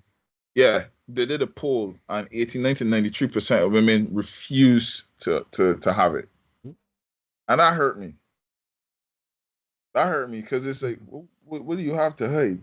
Are you so used to having your way and being so manipulative that you're that insensitive towards a man's feelings, or you don't think a man has feelings? You don't think a man deserves to know? Like that's the big difference here. So like I kind of remove myself from the situation. I watch, but I remove myself because it's like, as you said, most men taking a step back and working on themselves. It's just like, no, I really don't want to deal with this shit because you could see where it's going. Nobody in the right mind can sit down in a car going 120 miles per hour towards a 22-inch stick. Yeah. You know what I'm saying? From like Yep. brick wall. I don't know. This don't make no sense. So, and then the thing is, the worst thing about it, bro, is that the mentality is as if they're immortal at the age of 26. They don't think that they're gonna age. Shoot, they think they're more like the age of 40. That's the sad reality of it, boss. You know what I'm saying? From like, it's crazy. It's like they don't have any concept of their mortality, and because you see, but that's partly our fault too, right? That's partly our fault too because there's always gonna be a man that's gonna break rank essentially. I hate them niggas, man. I don't even want to talk about them. I hate them, man. There's always gonna be somebody to say, you know what, I can take this up because I'm thirsty, right? You know, and again, they don't want to have these conversations, right? There are a lot of women that when we first started, they would tune in, we have the conversations get hard, we never see them again. And that's cool. That's fine. Because guess what? If you don't want to have this conversation, if you set in believing what you want to believe, that's cool. Do you, right? And we check back in 5, 10, 15 years and see how it work out, right? We check back and see how it work out for you and how it work out for the men, right? Because these conversations are important, whether women want to have them or not, right? And the hard part about the conversation is that there needs to be some honesty, right? From the time we start to have conversations like this, all the shaming language come out, you hear how is sexist, is chauvinist, is misogynist, right? all the is that you can find, yep. Right? As opposed to saying, well, look, how we getting down really on. Let me revamp, let me reset, let me come again. Yeah? But we can't do that, right? Because it's always going to be man ain't shit. And we supposed to be cool with that. But you know, right? you know that there's some women, there's some people that believe a woman is justified for having anything. that stance. But no, but hear me out. They feel justified in having that stance because of the ills men perpetuate. Like we spoke in this space about how some women on YouTube had a live stream where 26,000 people watch, where they were saying that black baby boys should be aborted. Yeah. You understand what I'm saying? Yeah, Ross boy. Yeah, Ross. The women had 26,000 people watching, and she said that, you know, black women should start aborting black babies because men are the problem with all the ills in the world. Everything is perpetuated by men. So a lot of women feel justified in whatever action or stance or deflection or insult or whatever, simply because of what men do, whether it is perceived or actual. Yeah. Whoa. Listen to me. I've had women do some truly egregious things to me. You hear me say nothing about kill all women. Nah. But right? But you would never. But you see, men. You see, here's the thing about men, right? We will not speak in those absolutes way because we understand, just like you say, a box has 6 sides. We will look at things and say, you know what, that was messed up what you did, but that is not going to taint what we do. I agree. We men should do more healing. We should talk more and have more therapy and be more honest in a public setting about certain things that had happened to us. But by and large, men take accountability for their actions. A man would know, you know what? Me and this woman broke up. She did something kind of foul, but I could have seen the signs. I should have picked up on the red flags. Or a man takes accountability for his actions. Even if a woman takes the lion's share of the reason why they broke up and she did terrible things, a man is going to say, but you know what? The writing was on the wall. I should have seen this in the first stages of it. You know what I mean? A man processes things and takes accountability for his actions. But from our perspective, women don't take accountability for these actions. It is wholly and solely our fault. Shoot, we've had women say in this space, Ross, that men should not be accepting free sex. If a woman offers us sex, we should turn it down because that is on us. We're talking about what was it? I think we were talking about Drake, and she was saying basically the problem is men don't turn down free advances. It is always our fault. Even when we are minding our own business and a woman approaches us for sex, it is always our fault. Turn on the free dinner day. Oh, bumper class. Turn on the freedom of that. Listen, right? All right. Here too, right? I can tell you, I have to be careful, but I'm gonna tell you about a conversation that was had. Right. It was a older woman that I trusted with some personal stuff I was going through. So take note that this is specifically for the two of y'all to hear as men. I understand where you're coming from because the women might not understand, but the men in the chat gonna understand carefully.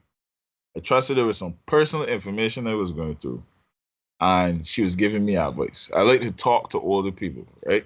Because if you talk to younger people and you ask them, like, you think people get their karma, they will say nah. But when you talk to older people, they say everybody gets their karma, just not when you want it. They're very, real about stuff, right?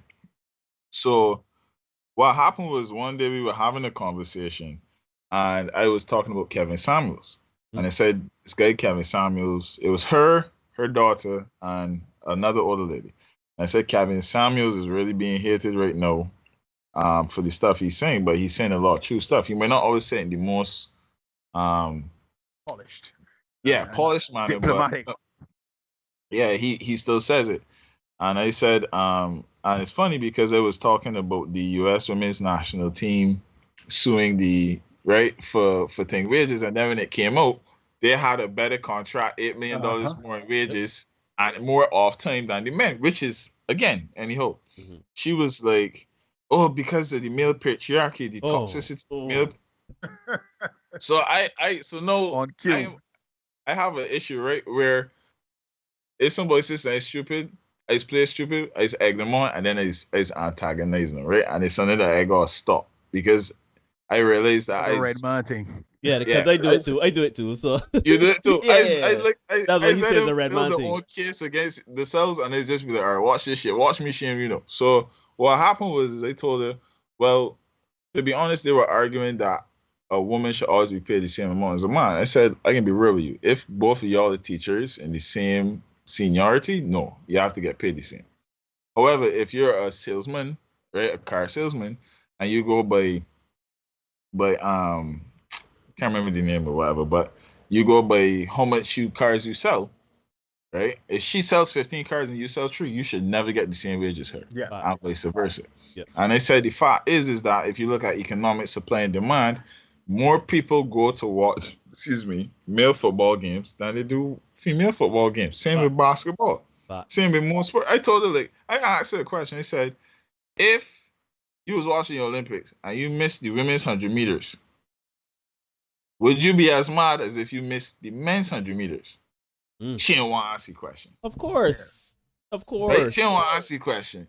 And then it got to a point where I said, I don't have an issue with equality. I have an issue when you confuse equity with equality. Right?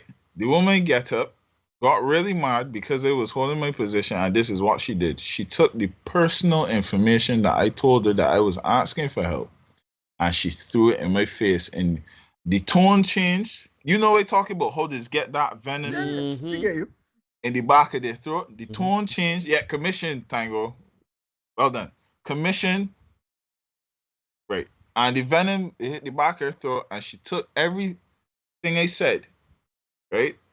And she basically compacted it, and in one sentence, threw it directly in my face.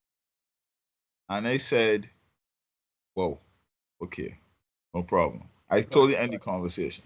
Yeah. And I got it, and I left. And they came back the next day, and they said to her, I just want to ask you, you said something very personal, business that I told you yesterday, and I wanted to know if you meant that when you said I was given a chance to talk to me. And she said, I don't remember what I said, but you probably deserved it in the moment. And I said, no problem. Be good to go.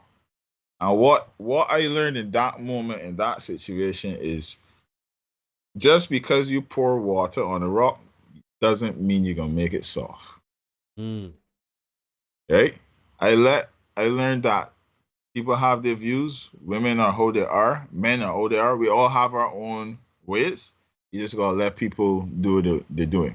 Now, what I would say is, I even say that on here. But let me tell you this. People get their karma. So with women that have these mentalities, as you said, in 15 years, you will see the difference if they don't change. Right? And I understood in that moment why certain things happened to her the way they happened to her because of her mentality and approach. But you will understand that that's not just from an older female perspective. You could be in a relationship with a woman. You could even have some female friends. And when they get to a point where you're asking them to have accountability or be honest or you challenge their way of thinking that caters to them, all of a sudden they could take everything that you've given them in a intimate, trusting way, and they could throw it in your face. And this goes back then to why in God's name would they take you somewhere expensive on a first date? Box. Right? I don't know. When I don't know you, I can't trust you. You asking me to take my hard-earned money, right? When there's a very, very good, history that in a solemn, soft moment where we're disagreeing, you could take, I don't even know what's the word, but you could take things and, that's what it meant. Don't mean anything. Weaponize them. So this even goes back to why I won't spend money like that on the first date. The first date really, truthfully, should be Eddie's or TNT and sit down in front of my house and talk. There you go. You know what I find very interesting here is that this is the first time that I am meeting Ross. I don't know Ross.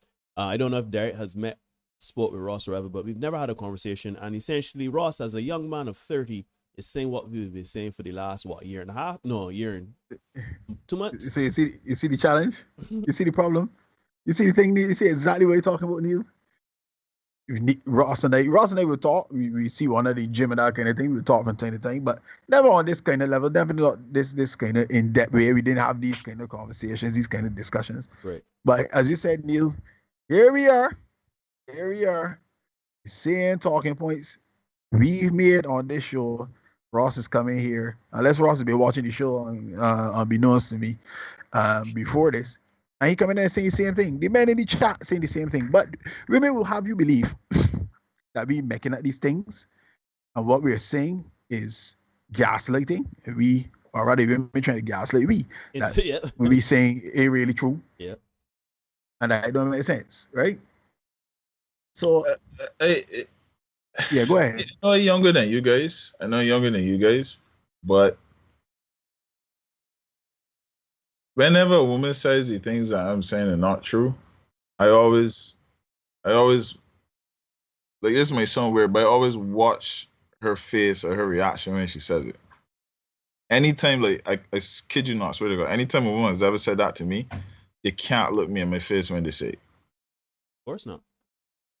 Like, I started watching that, and sometimes I would just say something to see what a woman would say, and they never look you in your face, right, when they say it. And that's not all women. Like, I've met some truly good women in my life who actually understood to step out of that facade of a reality and step into the real reality.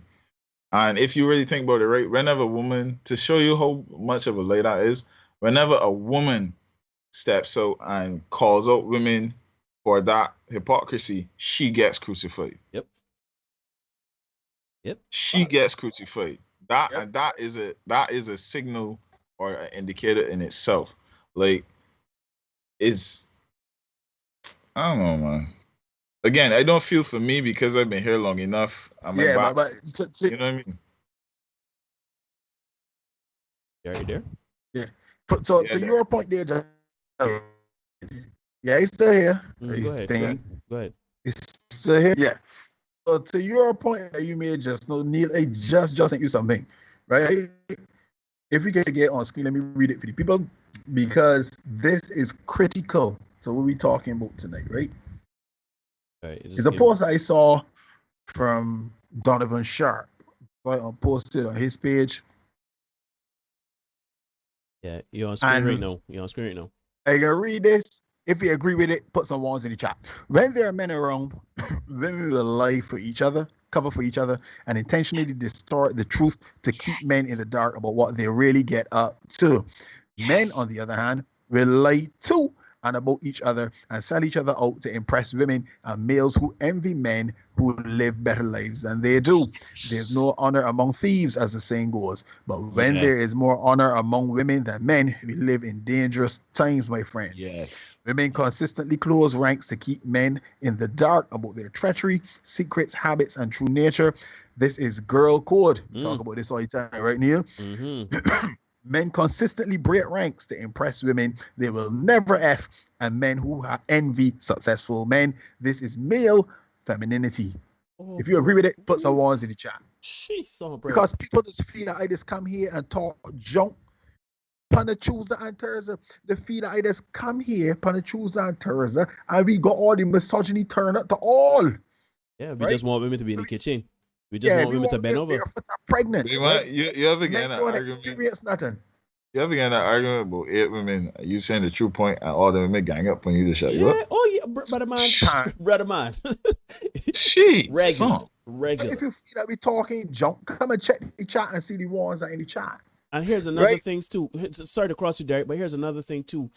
One thing that has and Ross, we say this all the time. We wish every man had a podcast. We wish every man walking this planet had a public forum like this, and even bigger. Because whenever we say something and women come at us and they call us all the misogynist, patriarchy, patriarchy, all these things, right? They come at us. Please invite them on the show. Please tell them, come, put your face right between me and Derek, one like you, Ross, and come and let's talk the things. But come and defend your points. But they don't. Because at the end of the day, they know either one of two things. One, they know full well that what they're talking is beer hogwash, or two, they can't defend their points to even articulate it. They're speaking. It's not like they're having their own thought. They're just talking from a script that they read on the internet, if you understand what I'm saying. Just talking points, right? So at the end of the day, right, you have to appreciate one simple fact. One, as Ross said, men and women have their own issues and problems that they need to heal from. Derek and I have said this from the beginning. We've never said that men should be in a position of superiority. We've never once said that. But don't be disingenuous and say that they're not gender roles. Don't be disingenuous and understand that men are supposed to be providers and protectors and defenders and enforcers, and women nurture and support all of these things. Don't let us pretend that things are topsy-turvy and that there are toxic behaviors on both sides. We've said this all the time, and we've said that men are held to a standard and accountability every day in mainstream media. There are TV shows surrounded by holding men accountable every day. But as soon as you hold a woman accountable and you call out certain things that don't make sense, we are and speak truths. We are held to task. So Lifetime movie network, boy. Look. Oh my God. And they got real Lifetime for women, oh Ross. They got real Lifetime for women. Just in case you was half woman watching the normal Lifetime, right?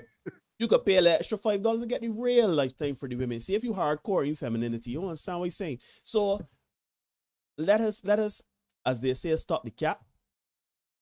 Let us understand that men are holding our...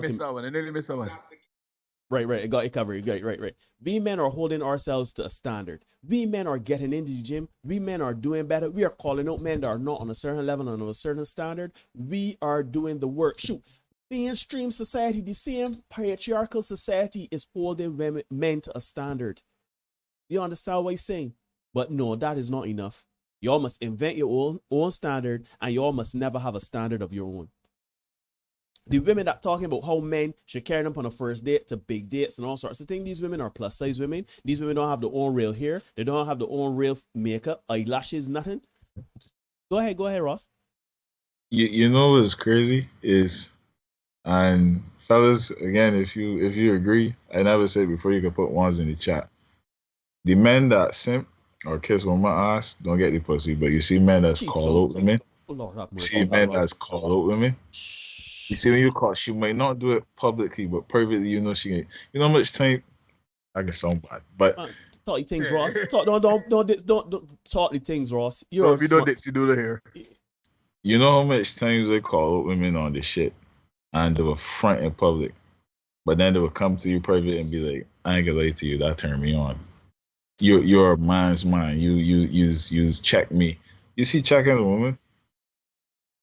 He's somebody for money. You see, checking a woman. I don't know if it's an aphrodisiac or whatever, but checking a woman is make a woman. That's the thing. Like they claim they don't want it. They claim it's misogynistic.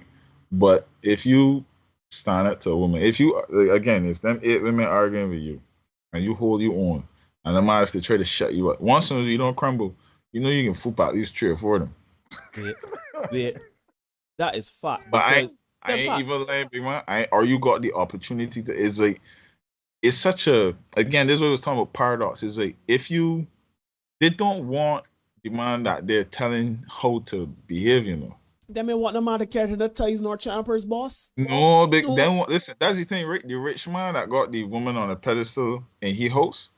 He ain't the one licking the dust off of that. Okay, then all right. You understand where I came from?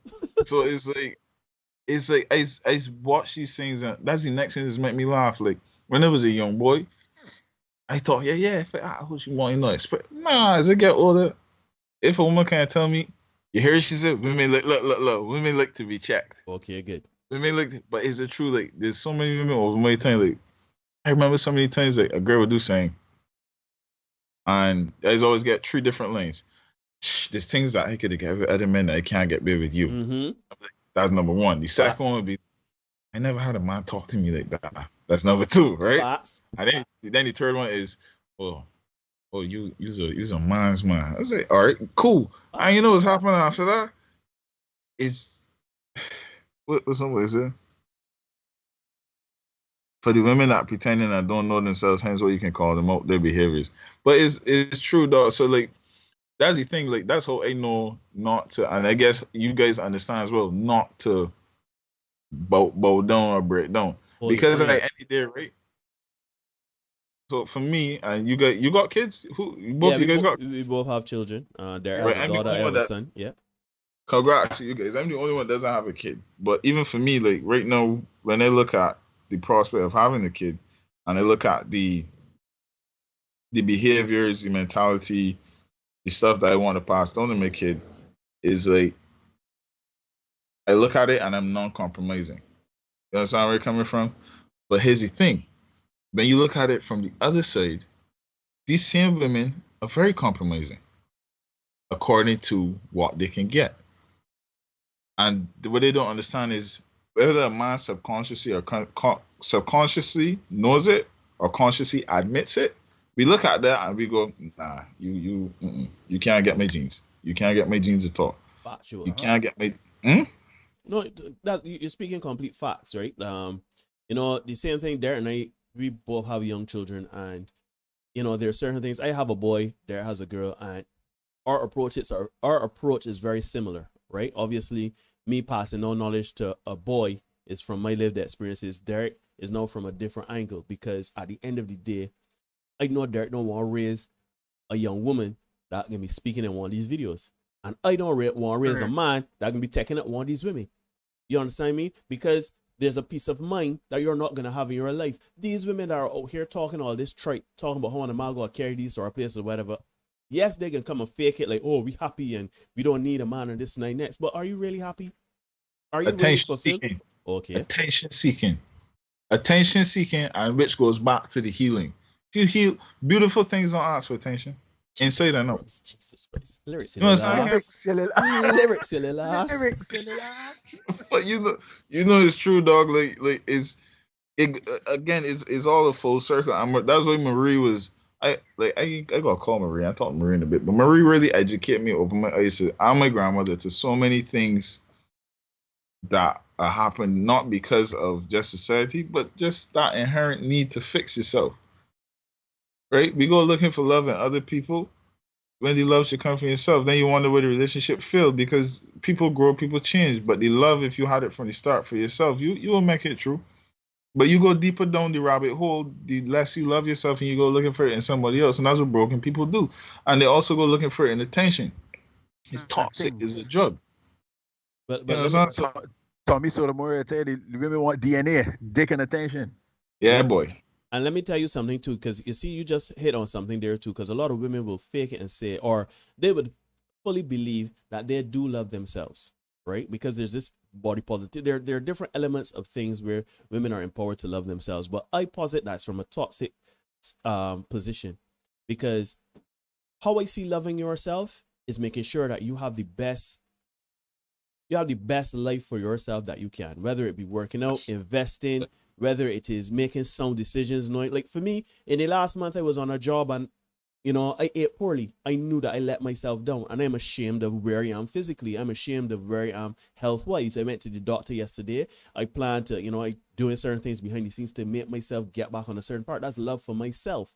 But a lot of people are twisting this love for themselves into saying they don't need a man. They don't need men. They don't need, certain behaviors around them, and they want a man to treat them a certain type of way. My love for myself, I don't have to publicly tell people I want a woman to give me stress. I don't want a woman to talk to me a certain talk.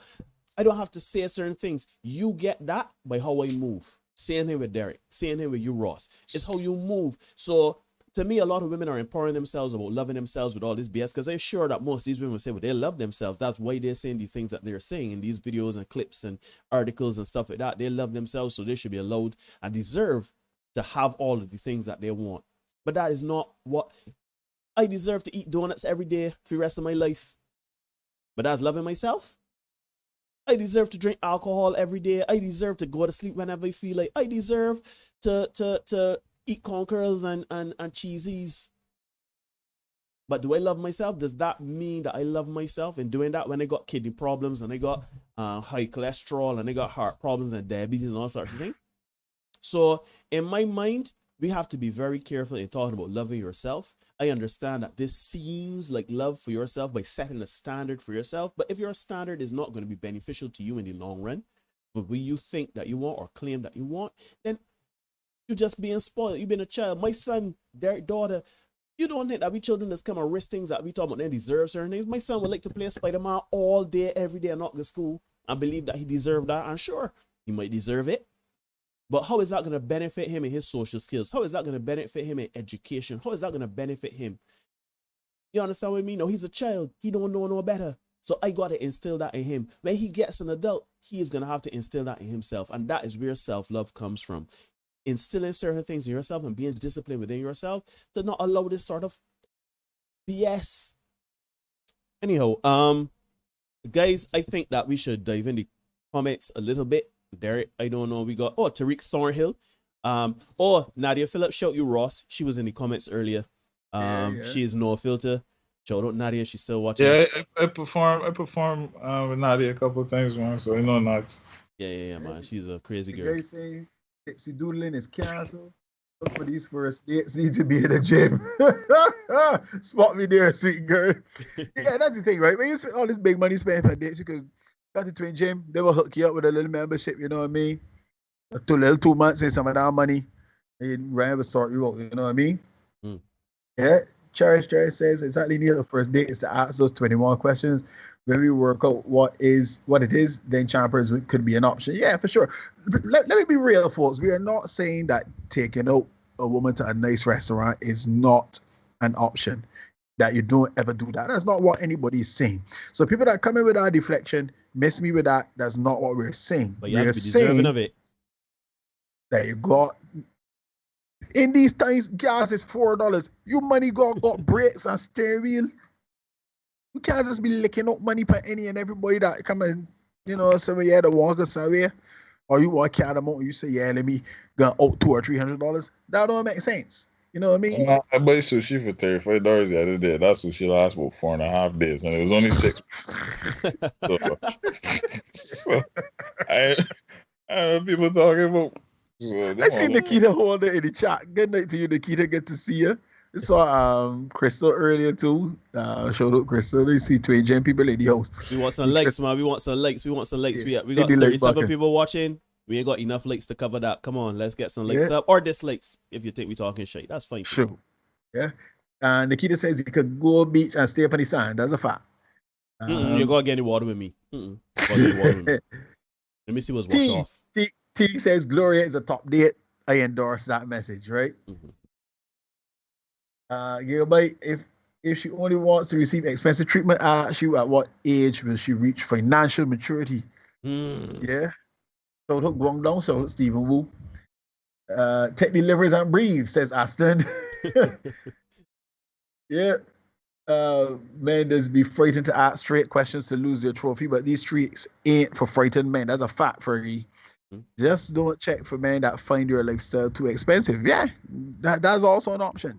And the ladies are saying, you know, if you can't hack it with these women, start home. And the men are choosing to do that, keep the money. You know what I mean? As I tell you, they got better ways to spend $400. Was I say, Ross? Were you cooking oil? Yeah, boy. 11 o'clock at night, my bedroom smell like breakfast, buddy. Got the thing for it. Yeah. Some people ask to go unless being sponsored. Yeah, Jason, tell me your age. Don't tell me your age. 2001 to 2004, Mendes. Facts. That's what the showing you. Look, Eva Mendes would get it. Eva Mendes would get it to this day. Even if you're watching, I hope you are, babe. You know, that training day, boy. Training day. Eva Mendes when they break the door into the. Brother, man. It was full of hair. It was full of hair, and it was so funny, man. It was so. All right, man. Hold it though. Yeah. Nicholas is saying he took a lady to Hackleton Cliff for night. It was quite nice, actually. All right, $300 could be an hour of work. First date is worth it. Probably not. Agents of chaos. Yeah, well, that's right. And I noticed after working with only men for so long. Yeah. Says Rian, with regard to working in an office with women, right? Totally different vibe. Yeah. The people saying that man speaking real enough facts, we are afraid to say it, but it's facts. There's levels of survival we are willing to accept as men. Or their friend got hurt, so not every man must pay. Steve is talking to me without all saying. Yep. Or someone on their timeline got hurt. As a matter of fact, we talk about this at the side, right, Neil? Yes. I say, you know, your sex life is collateral damage. What we don't ever talk about the women that's been in relationships and happy relationships, and we talk about men ain't shit. Well, you know, shut your mouth when you blast it. Is it girl code? Derek showed me something. Derek and they talk a lot outside the things about certain things, and they're women. They got women that will talk about physical abuse, will talk about RAPE, will talk about various things. And when you ask them if they have ever experienced these things, or if they know anyone that have ever experienced these things, because a lot of women just take these things and talk about men with absolution, like, oh, you know, when a man is put on a house for women, when a man is like sexually abused these women.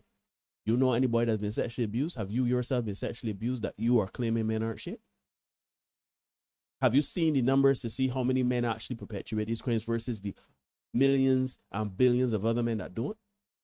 No, they don't. They're not interested in numbers because it doesn't fit their narrative. Once it got vagina, they agree with it.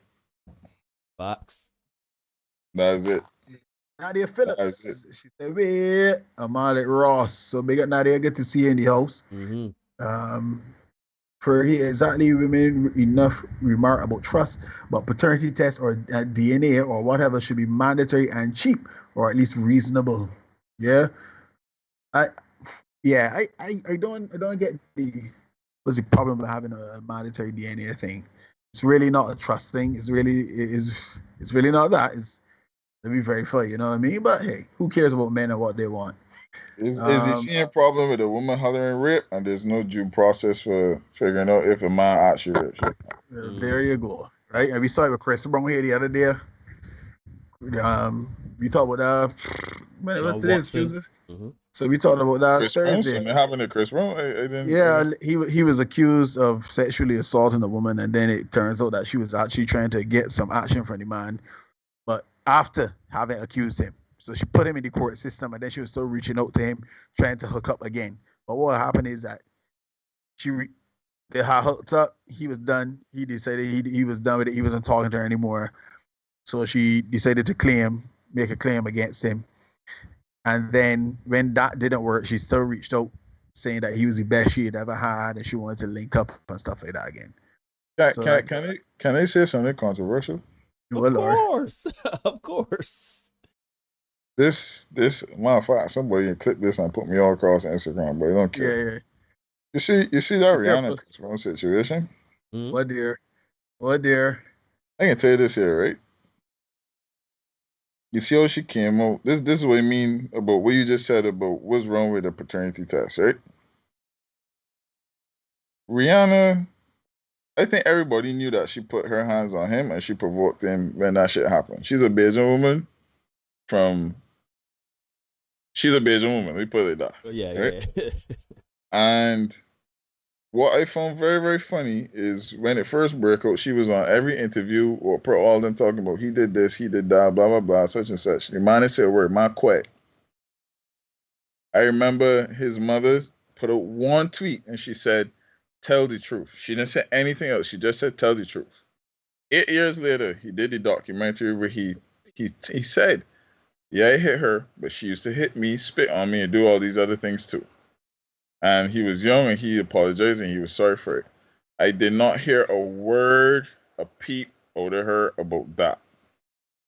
She was silent as the lambs. I Well, you know, watched. Huh? um, but you know, these kinds of things are you gotta kind of take that. We talk about this. Nigga, we talk about this. Yes, sir. We talk about this in the live stream in terms of men don't tell you. You know, he didn't say anything about it, until down the road, and Because he was a young boy. He was right, like, and the prevailing thought. Sorry, go ahead. Go yes. ahead. But you know, like young boys are afraid, and he ain't had a father around him, and he ain't had certain, and then PR team and all that shit. But I would have tell every fuck. Sorry, I would have tell everything. But I watched her today. I watched how his career, but that shows his resilience. His career plummeted, and hers escalated tremendously because she was a hurt, bruised, destroyed woman, beaten by the toxic masculinity of a man, right? And I watched that. I'm probably one of the few Bajans overseas that when people ask me where Rihanna is, shoots from nose. I don't know nothing about she. I don't know nothing about she. Because I watched her use that and manipulate the situation to her benefit. And that goes but I today to this day I still don't like her. I still think she's a jackass. That's just my opinion. Right? She still manipulates situations to her benefit. But that there is a perfect example of how the mentality is set in stone. Right? So when it all happened, you and this whole women's operate. Everything's for you. Yeah, he did this. He did. We villainized. Blah blah blah. And he didn't even do an interview. He did 36 seconds in a documentary and said, "Yeah, she spit on me. She hit me. She provoked me. But we was young. We made mistakes. Your bitch ass and say and come and say nothing and say, yeah, I was wrong. Da, da, da, da. You just continue to profit. So like, is like on the real, Derek. Like, I appreciate you asking me to come on here, and it's kind of comforting. Like, let me say this: it's comforting to know that a lot of the thoughts and feelings I had as a young man coming up, I wasn't alone. This space, not only with you guys, but with a lot of other guys on here. This is what this space does for us, and you kind of understand what women had, and that comfort of being to talk to girls, right? So like when you hear this here and you understand that you're not alone in that, you could be strong in your approach to stuff. Don't be an asshole, but just be strong in your approach to stuff. Stand your ground. You know what I mean? Like, it's comforting. It's good and is a fresh breath of air. But I completely agree with you on everything you guys said tonight. And especially coming back to the point of that lack of accountability, which goes back to what you're saying about having a DNA test with two parents.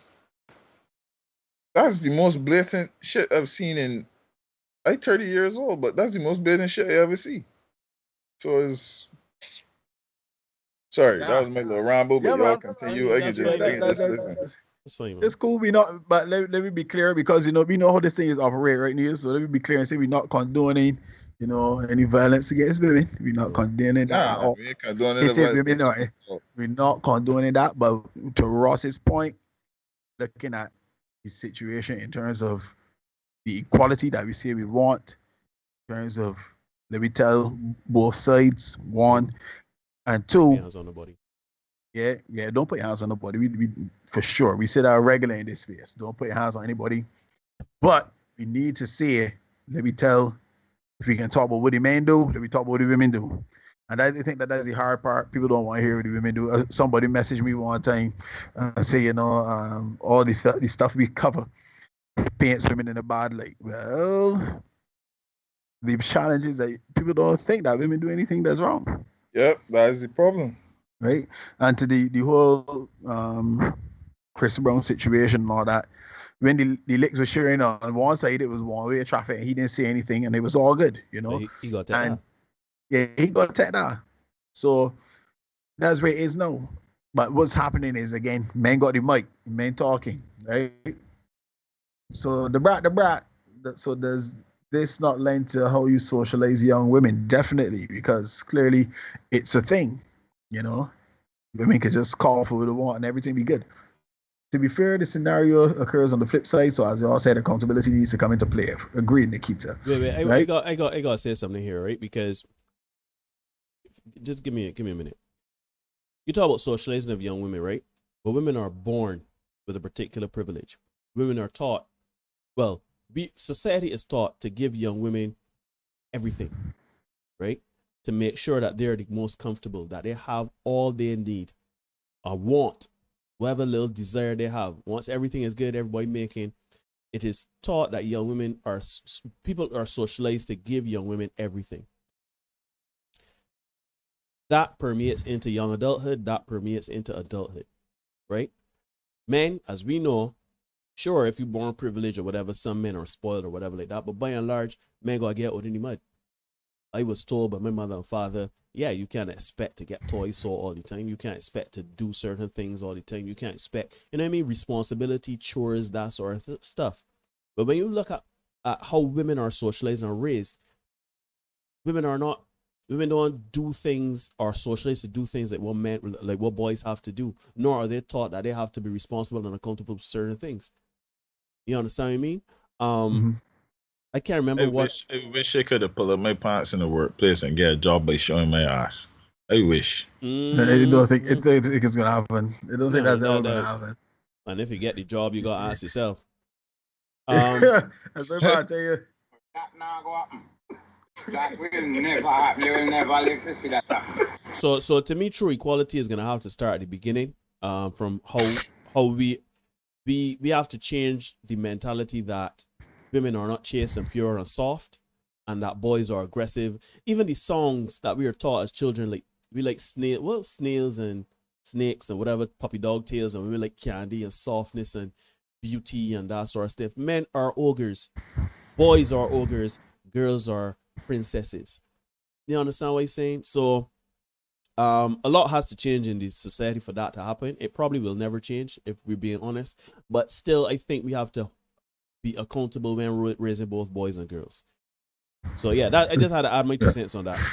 Yeah, agreed. Up to last night in rehearsal, we were having a conversation, and we were reminiscing about days at school and stuff like that. And Hugh was making the point, because Hugh and I both went to the greatest primary school on earth, Leslie Hall. I was just about to ask if it was Luther Thorne. And he was talking about on a situation he went through where he saw live and direct at lessons. And if anyways, the whole people in the crank, you know, everybody hear about Mr. Brathwaite, right? And, you know, back in them days coming up, late 80s, very early 90s, it is hand. It's right? roughness. it is pure hand, right? So exam time coming up, you can't get nothing wrong because it's blows, right? Yep, fast. And he's seeing the boys going up, lick sharing. But then when the girls from other schools come up and stuff like that, there's a little one tap and go along, you know. And he said, even as a little man, he could recognize something was wrong with that. Yep. You know what I mean? But even in terms of how we punish them, and that extends, look at that situation, and then when you look at men and women in the justice system, do the same crime, get 2 different sets of time. You know what I mean? We don't teach accountability from female jump. pedophiles, you realize that, right? Female pedophiles is get off licking. Oh shoot, we did. I think we got a sharp sense. That is coming tomorrow, self. Okay, all right, my brother, cool. You want to know was my sister used to get off licking, dog. You see when she asked to use the car, father used to get she gas money, everything, going down the road. You see when I asked you, make it work. No, the man used to get tape, dog, right? And the thin piece of tape, I put it where the gas was. And then he would turn around and ask me, where you going? I'd be like, and they go, think quick. I can't say troopers. So I would say, man, I get the gap. Man would pull up this back when it was younger. They say, you might pull up a map, right? Or pull up Google Maps when you phone and say, that is exactly 6.8 kilometers from here. So, if I estimate correctly, this much of my gas tank should be gone by the time you come back here. And the boss here would take another piece of tape, right? I'll put it here. And tell me, don't move that tape. So you better get back here with that amount of gas, or they can burst you off. You know, there was a night, big man. I kid you not. I was chasing another thing. And I meet she in the gap, and then she asked me for a ride home. And I swear the girl was on the way home. Only to halfway in the trip home, I realized she lived up a bunch of hills. I cussing in every freaking hill. Because I know every time I pressing gas, more and more gas. You should see me cutting off car, putting car in neutral, pushing no hill. But you know, when I get home, I thought it was in the gas range, only to realize when the pressure said no, it was on the gas. I get my ass cut the morning. You know, my sister sitting on laugh. Your sister was older or younger than you? She's older than me, but she used to get away with murder, big man. But the funny thing about it is I hear the reverse for younger siblings, female siblings. Like if you have a sister that's younger than you, the parents would be very protective of them. It's just an interesting dynamic, right? Because it's just a different standard that we're held to. And we've been held to that standard from the time we were born. And women have not been taught the full brunt of accountability from jump. But anyhow, digression. They say we want equality, and that's what come into us, so we got work to that. You know what I mean? I see Kelly Carson had to pay some money to she ex-husband there. Equality coming. We can make it work. Talking about money. No. It's alimony. Yeah. It's alimony for both people. And no money. So let me go. Yeah, for the women that pretending and don't know themselves, hence why you call them out on their behaviors. Yeah, you have to. I have to hold your ground, as Nicholas is saying. You have to, right? Nothing wrong with being taken on a nice dinner, on a first date, or a picnic, or a walk, or a coffee, or a movie, or a drink. I won't say to be restricted to dinner, but I do like to be taken out on a first date, and that's fine. Again, we're not saying don't take out women on a show. I like going out to eat too. Just saying, right? And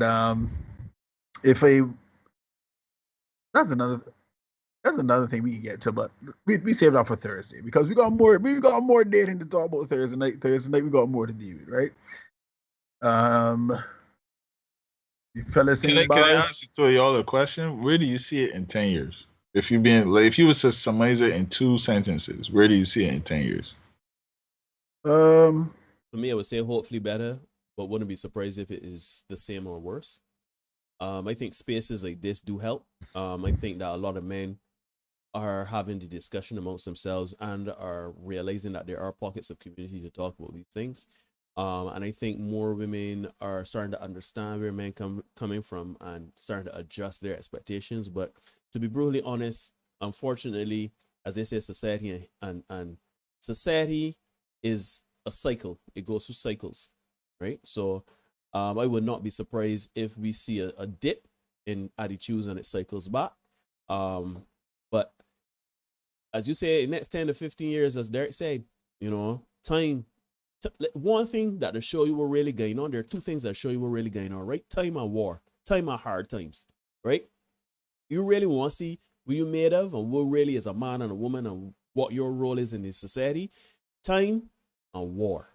Hard times and war. So the thing about it is I think that 10 to 15 years, a lot of these women now going to be transitioning into the late 30s, 40s, 50s, and they can come to the realization, they may not admit it, but they can look up at the sky and say, child boy, I really, really been fed a lie. I really had a wrong mindset and mentality. So there you can ask the question. I think a lot of women are of the opinion that they've been fed a lie, but the God double down. They can't admit that, shoot, I get bill of goods. So it's like, let me double down. And then they're still trying to compete with the daughters and nieces and stuff with the same men. So that's the next challenge too. So in the next 10 to 15 years, I don't see it being much better. As a matter of fact, it might be worse because a lot of men are withdrawing. A lot of men are saying, I don't want a part of this here. They got women it started in the UK already. It started in the US. Women out there appealing for dates for somebody to carry them out and that kind of thing. They got a partner of mine every day. He's put some in the chat with some woman complaining about the fact that she all alone by her alone and stuff. Let me get Keisha up in this crank. Yeah, Keisha up in here, man. All alone by her alone herself. Yeah, so every day you see women tweeting out that they're feeling lonely and stuff because men, again, spaces like these are allowing men to get the mic and to be able to say the reality. So when Neil and I come on here, we talk, and then we got people say, "Yo, but that happened to me, yeah, that's true." Wait, let me share this with my partner, and you probably say, "Yo, but that's true, boy." Yeah, they may not come here every Tuesday and Thursday and watch, but the spaces popping up, people, men talking, and men sharing. So until women start to say, you know what, all right, let me start the cap. Yeah, let me get up in here again. Stop the cap. Until women say that, let me keep it real and say this is what it really is. I start trying to work a 3-card salesman thing, a 3-card man, but the people, well, but the self. Right? I don't see it getting much better. I think it's going to get worse before it gets better because it's going to be a case where that top 20% of the men can just got access to all the women, and they can do as they like. The other 80% of men that don't have access to all the women, they would get access to the women that they can pay to have access to. That is a travesty, in my opinion. So now we're going into transactional relationships. You want my opinion? Of course. It's going to change. It's going to go in a whole new direction because of one simple thing, which I thought he was going to say, but he said hard times. Can we all admit that every society is tense right now? Yeah. All right. Human nature is destructive. It's naturally destructive, no matter how you look at it. From relationships to business to sports, everything is this calamity waiting to happen, right? We haven't had a world war in September 2nd, 1945. Ironically, my birthday. That's the last day of the Second World War, right? And I personally think that we've been drunk on certain luxuries, certain choices, certain access. But you see, when that stuff gets taken away, like there's certain children you can't beat. Lashes does nothing to them. Facts. So you have to attack them from a mental plane. Right? They're gonna take away your PS5. You can't go with your friends. You gotta attack them a different way. And when you take away certain luxuries, they wake up. It's almost like, okay, I need to get into line. The world, not just women and men, whatever, the world needs to wake up. And as much as I don't want it to happen, that you could feel the tension. Something is about to erupt beyond Ukraine and Russia. Facts. I agree. Right? And I think that is going to reset things because once a woman realizes you can't put on that dress and go to dinner because the shit outside getting bombed up, or you realize that like what's happening in Russia right now, people are starving, you're struggling, right? And you realize, as you said, you really realize your role, that all these things are, I want to use the right word, they're intangible. They can be taken away like that. Right, as he said, we overdue for a reset. That's what I feel is gonna happen, because when you really think about it, right, when it all comes down to it, you only really need 4 things in life: love, music, food, family. Those are the only things you need in life. And when something like war breaks, so those things are threatened on a degree and a level which kind of puts priorities in perspective. So when I watch women behave the way they do, I know it's one, not only heartbreak and trauma, but I know it's luxuries. You haven't had your luxuries taken away from you. Because when you go to the poor countries, women don't behave like that. They don't behave like that. They don't. When you go to countries like Philippines, then women don't behave like that. When you go to countries like certain countries in Latin America, like some of the Spanish women will treat you so good. Like when you go to certain countries in Africa, right? And not the rich countries, those women are different, right? Even certain parts of Europe where the women are poor. So it's like It's a different mindset, but I think it's going to change. I think it's going to get better, but it's going to be a cost. Everything comes at a cost. Everything always comes at a price. And I think the price that we both to pay is going to be big. That's just my opinion. Even just talking on a higher spectrum, like, I think we both to pay a heavy price for the reset that we can get. And I don't think we're going to need to have this discussion honestly. I think everybody's going to look around and realize I need to shut the ass up and be thankful for what I have. That's what I think is going to happen. I was curious what you guys thought, and because we older, and I think all of us went through that period of an ungrateful woman. Facts. Right, Derek, you understand where I came from? Boy. Right? Way too well. Way too well. And the thing is, an ungrateful woman really puts into perspective to you what matters. I think that's all that you get your first initial heartbreak, which is your diploma, but then when you get your master's is when you've truly given to an ungrateful woman. Right? And I think that's what happens when stuff like that, like something big happens in the world. When you get a recession, like I think it was the 1918 recession, I might be wrong. That shit checked the world quick. Yeah. But yes, it did. In the 20s, what, 1920s? It was the 20s, right? Yeah, when the guys early was 20s. Yeah, like, that shit checked the world. Let me tell you, didn't the dating problems back then? That shit checked the world quick, right? So like, I think something's happening, something's about to come, and it's gonna check us, and women gonna shut the fuck up. Right? You can only listen. You only make noise when you got a speaker, but when the speaker get tech with, you shut your ass up quick.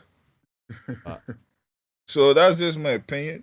I hope we get to a place where love and growth is the thing that matters most. Because at my age, dog, the only way for me to keep peace is to grow and love myself. And I think that's what people lacking. They don't understand growth and they don't understand love, so they can't grasp the concept of peace. Right? Drama is temporary, peace is immortal. That's how we go by it. So it's my rapping some bars here, Derek. That's how I feel.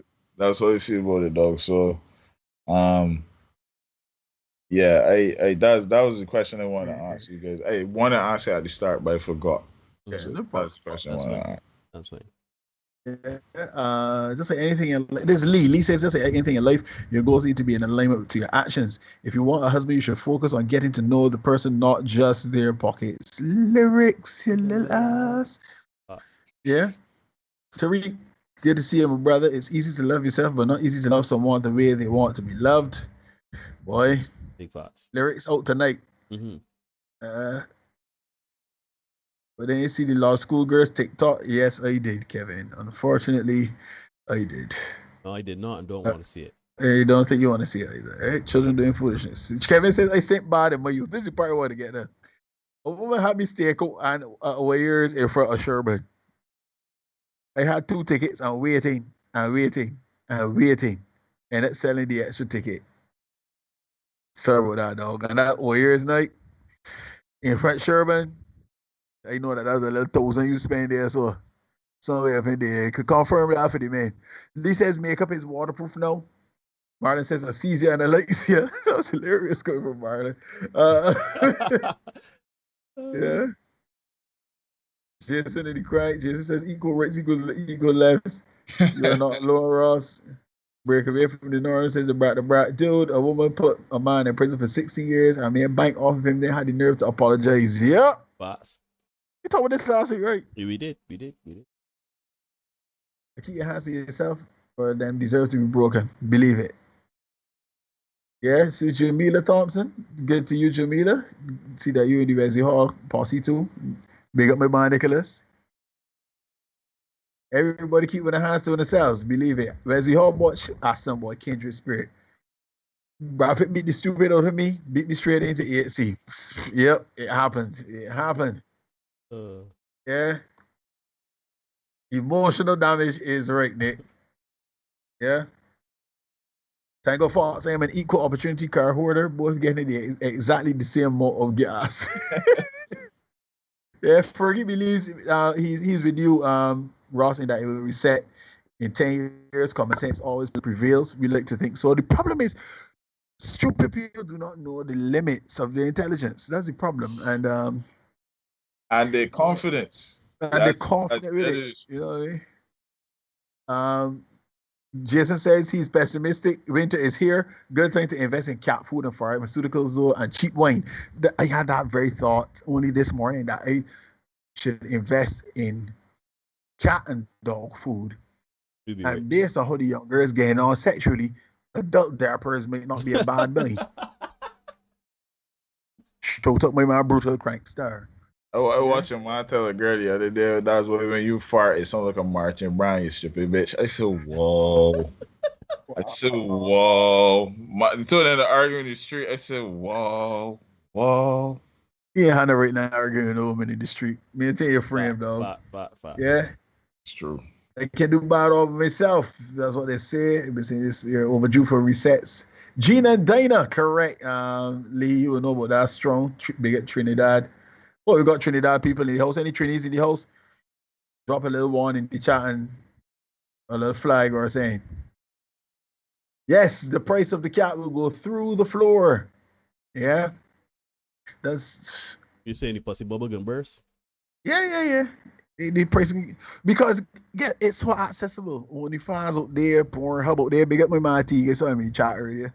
You know, all them out there. So, as my man says, cooking oil, you good to go. You know what I mean? Why pay these exorbitant fees? $200, $300, $400 on the first date for what? Right? Kevin says it feels like deja vu to me right now. Guyanese women are Bajan men. That was a huge thing. It was a huge thing. Bajan women get on stink. And here's my man Jason. No, Bajan women feel they own us, but there's a whole world out there. Yeah. Now we looking at divesting and heading into CARICOM, right? CARICOM, my dick is work for you, ain't I know that.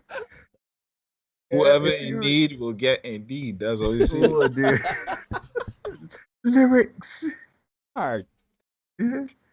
Lee says, I feel realizing the importance of these things is a level of self-awareness beyond people unwilling to do any self-improvement.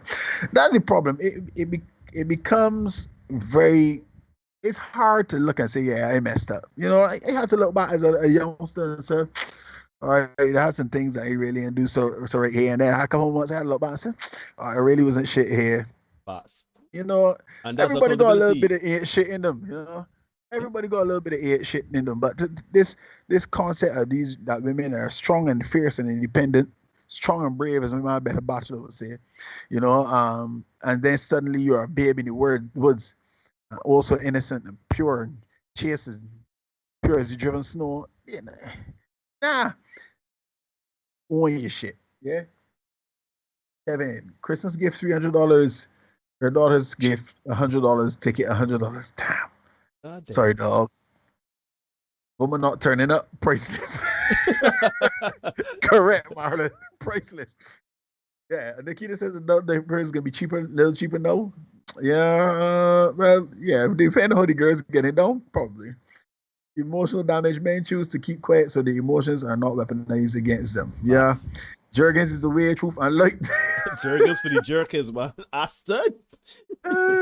International ambassador. Your little ass. To infinity and beyond. Yeah. Boy, folks, we at that kind of time. I got what? 20 past 10. Yes, sir. It's been a nice one. It's been a nice one. We gonna continue this discussion. We got a video we can look at on Thursday. Ross, I know if you're coming back, you could let me know. Hey, Thursday night, once as long as I ain't got no work that night, I will be there. You can come in for sure. This was a pleasure. It's a nice adult discussion. I realized that I don't have to curb my tongue too much, so I can say things I want to say. So you can come, you can come in. And I would definitely come and talk some more shit. So I have some better keep it straight. Yeah, man. For my one part, I would say it is refreshing to know a young man of 30 years old has the self-awareness and the thoughts that you are having. I wish I had that at 30. I had some of it, but clearly not all of it. And you know, I could have saved myself a lot of heartbreak and a lot of energy and effort. But you know what? I am glad that we are having the discussion, particularly with people of all ages. Ross is 30. We've obviously had conversations with older men as well, and women too. So Ross, they can take that phrase and they can send it to my grandmother, the woman that put it in me. She's the one that she put the body in my back. So I can take that, I can send it. She can say thank you. So I appreciate that very much. Yes, sir. Yeah, man. So folks, before we get out of here, we got some screenshots. You know, we got some screenshots we gotta look at tonight. Just to show you how this dating thing working in these streets. So Neil, are you ready? Any particular order, or just let it roll through? Let fly. Man, just let it fly, man. Just let it fly. We can hold this one here first. Okay, let me see what you got coming out here. So. There, I got a question for one because I see these gray hairs, right? There's a question they even want to ask. Like, yeah. My older friends, how it feel the first time you see a gray hair on your nuts? Because if you got that much gray hair upon your head, they know you got.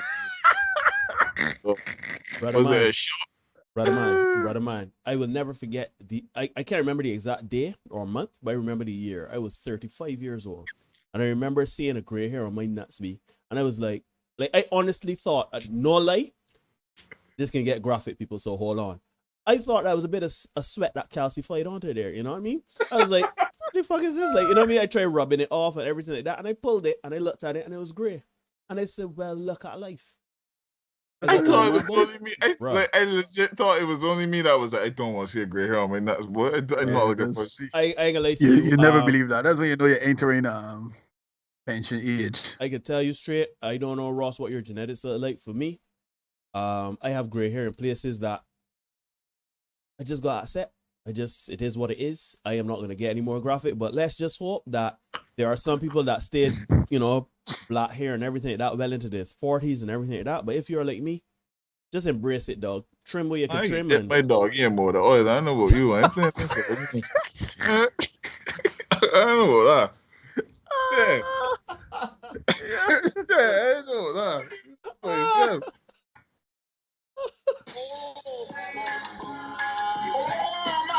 I can't roll with you, brother. Let me tell you. If it gray, it can be black out there. I tell you, man. Bro. Man, no, women let you salt and pepper, man. I got it on good authority that women let you salt and pepper. So you'll be, once it ain't like overgrown and it, you know, looking like you is Einstein incarnate. You know what I mean? Once you keep it groomed, then you good. But if you wait 30, I said what he said. Different my dog in that. I'm doing it. Done with that. They hit me with that screenshot. These screenshots, man. Yeah, you on screen though. What we got there? We got this homegirl. Yeah, man. Yeah, Bill's Jew.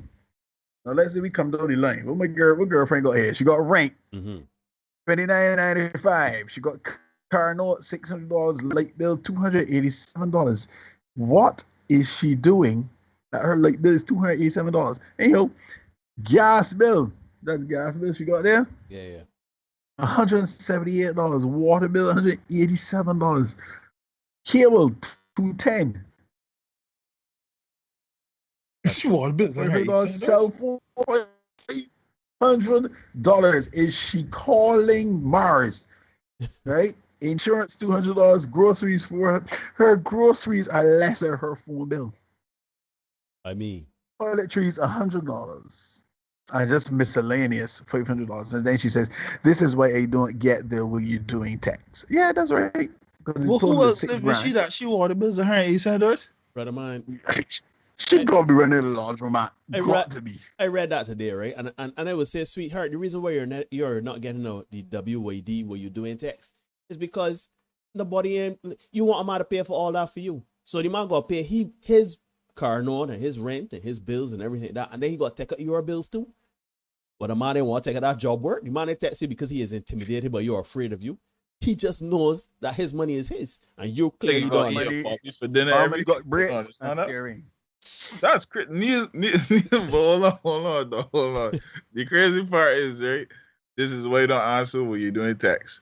But yet, some boy paying for that phone bill. You better try and answer that there for $500. Boss. You better try and answer that. Facts. Go again, dude. Give me the next one. You got two people are dating. Yeah. So two people are dating. This is one that was kind of the impetus for the next discussion as well, right? Two people are dating, and the woman mentions that she's saving sex for her husband, and the guy is cool with that. And then he mentions that they should always go Dutch for dates because he is saving money for his wife. The woman points out that is not cool, that he not take her on dates just because she doesn't want to have sex. He mentions that's not the case at all, but clarifies that just like sex, finances should be reserved for marriage. Folks, is he wrong? Well, let me answer this here, right? So you need money for various services. You need money for everything. You don't need vagina for everything. However, let us not fool our foot, because there I like to come, and Ross, you don't know this, but I like to always come with a counter argument, right? Like my father taught me debating. He always taught me to think about the opponents, your opponents, or your opposition, what they will come with. And I know a lot of people can say, but you don't need sex to buy nothing. You can't carry vagina in at Massey and buy nothing or whatever like that, at least not legally. But what I would say is that women expect money, men expect sex. We said it in this space all other time, right? So the same way a man is not to expect sex, don't expect a big lot of money from a man before you're married. Of course, you need money. You need money to go on dates. You need money to get around or everything like that. So the man's going to take you on dates. The man's going to spend money, but don't look for the man to buy you a car and pay $6,002 in rent and toiletries and car note and all this BS. You ain't getting the sex. So if you are reserving your sex for marriage, I'm going to reserve taking care of you financially for marriage as well. Yeah, I think that's unreasonable. If I was rich, right? Every 100 we go up, you gotta give it another hole until they get to you.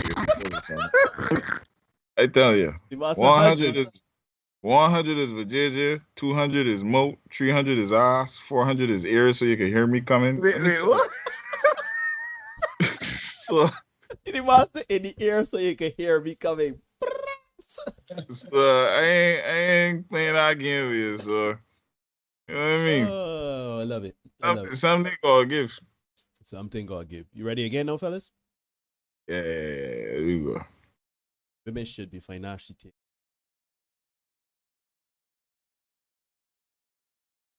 Derek, you there? Derek? I ain't hearing Derek, so Derek, like he time out. Derek, like he drop out. I will read this next one.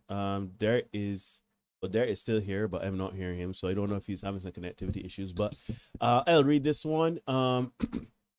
Women should be financially taken care of in a relationship. Your woman shouldn't have to worry about paying a damn thing. If you cannot afford to take care of a woman completely, don't date or pursue a woman until you can. The woman is the prize. Pay for it. Now, we've spoken in this space ad nauseum at this point that as much as women are the prize, men are the prize as well. If you are telling a man not to mess with you because he doesn't have his money up, what I will tell you is that men, go and take care of your money and left out the woman. Simple. Because that is nonsense. You understand what I'm saying? If all you are going to do is turn up. I literally had a woman tell me last week.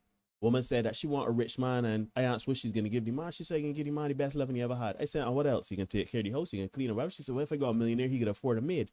I said, "And what about children?" She said, "If I got children, they got a nanny." I said, "So when the man breaking off and say the nanny and the maid, you can talk about men and shit, right?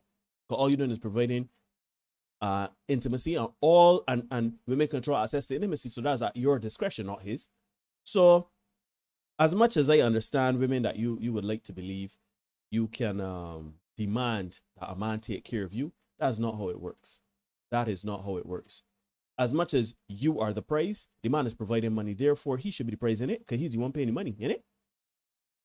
Like, if there's no money being passed, you ain't nobody taking you up by your logic. So I don't know. Derek, you still there? Derek, Paige and Derek. Oh, you ain't here. Oh yeah, you're there. Still here. Okay, good. Yeah, man. Well, let me tell you. She talked about I can give you loving. If you ain't gargling my children or when you fart, it come looking like a heart. I don't want no parts. I got listen. I really right. It's not even me trying to be funny. I got standards, big man. Like, if I rich, if I really, really rich, which also means that you think that because a man's spending $600 when he's a millionaire, that's spending money, but that's really just easy change for you. If I'm really rich, and you really want to tell me that I go do these things, I gotta spoil you. I expect a certain level of debauchery in the bedroom, you know. I talking about boats, I talking about whips, I talking about construction equipment. I want you slide cross your head and backflip from a backflip onto a front flip. Not on my dick, you know, on my belly button where you tongue out. I bought all of that sort of freaky stuff.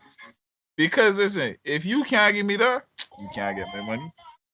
You can't get my money. Can't get my money. I watch it. All right, true story. There was a girl when I was in college, when I was in Trinidad. There was a girl that I was dealing with. It. The woman looked good. I can still remember she this there Trinity girl from down south. Woman looked so good. Talking to this girl. Da, da, da, da. Funny one day she can't leave school. Right, to stay on hall. Yeah, she point hall. All the men say, "Oh, first down, you there?" Yeah, I say, "Yeah, it's Trinity." Oh, you know, you going and say, "Go." I back in my head, right? I was like, I gotta think about basketballs. I gotta think about all these things because nobody can talk basketballs on this time. So I get girl serious no, and like, literally, I kid you not, she was straight up. She said, "I wanted to do." I woman just laid on my bed and was looking at me like, "Get started." I said, "Yeah, we're going on here." I said, "What's this?" She said, "Come." I said, "No, whoa. What are you doing?" "Oh, you gonna come and do this? You gonna?" I said, "You need to leave." Participation, buddy. Yeah. Participation. You're gonna push to start. Then listen, push to start, nothing. Then the key and twist. Furthermore, we carrying it back, we got crank. Oh Lord, listen, I did. Listen, I couldn't even get up. It was just, you know, the pushing rope. You won't have me all set. I need. You know what I mean? Like, huh? He's what, Archer? Yeah, boy, push your rope, boy. I ain't pushing no rope, no very big man. All I can say is this, right? I've got it to a point, and this is the thing. Like, every man know this, because every woman think that she pussy sweet. That is not true. Some women need to understand this. Some women do not have, and then too is enthusiasm. So a woman can make you not off enthusiasm alone. Some women's got all these demands, right? I don't understand that aspect of sex. You understand where I came from? And then one thing that just because you got a good body, I have been with some women with good bodies, and it was the worst sex I ever had. I didn't just throw away the condom. I tried to throw it through the earth. Like, it was just done. You understand where I came from? And then there was women that then wasn't to like the 10 out of 10, and it was just all up freaks. Right? I could communicate it. Anytime a woman tell me that she would keep icing she milk for 10 minutes and then try to make my nipple fall off, I all about that life. You understand where I came from? So I know see a glint in the mouth. I bet he thought about that boy. Ross got done. Some oil tonight, Ross. Some oil tonight. Chicken oil. Right there, no, I ain't even playing. What a man, right there. I use virgin oil, so it feel like the first time every time.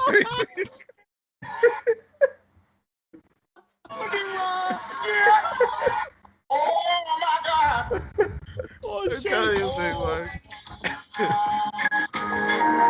Oh Lord, have mercy! Oh shit! All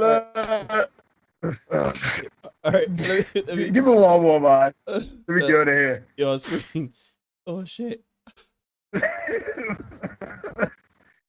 Oh man, what you got there for me? I got it's always what you do. Yeah, it's always what you're doing. It's never suck, baby. Let me take you out to dinner. Yeah. And then we got get you a ninja. Yeah, get you a dude that want to go places, not just sit in the house and F on you. That's not vibey. Then we have this one, date them all, sis. And then of course this one. So, yeah, date them all, sis. Yeah, until one of them don't play about you. Good luck with that. Yeah. Ross, it's been great, man. Thanks for coming through tonight. Really appreciate it. Yes, sir. It's been thoroughly entertaining. I see the chat going crazy. We gonna do this again Thursday night. We gonna talk. We got video talk about it, and we gonna do the thing again on Thursday night. Again, we still talking about dating this week. We talking about dating this week, but the Godfather Kevin Samuels has a very interesting concept that they think women would do well to take under advisement. Men too, actually, do well to take it under advisement, and we can talk about that on Thursday. But guys, it's been great. You know, as usual, you know, you can ignore reality all you want, but you cannot ignore the consequences of ignoring reality. Yeah, Neil and I, we don't make it the rules. We just make sure you know where they are. Be the best version of you for you. We will see you guys again on Thursday. We got a shark coming tomorrow. We got a shark coming on Friday. We're going to be back here Thursday night, 8 o'clock to do the thing again for you, right? And please stay safe out there. Remember, guys. The contaminated environment. And the tutus about that. Yeah, so we can see you guys very, very soon. Talk to you later. Peace and love. Peace. Everybody have a great night, man. All right, man.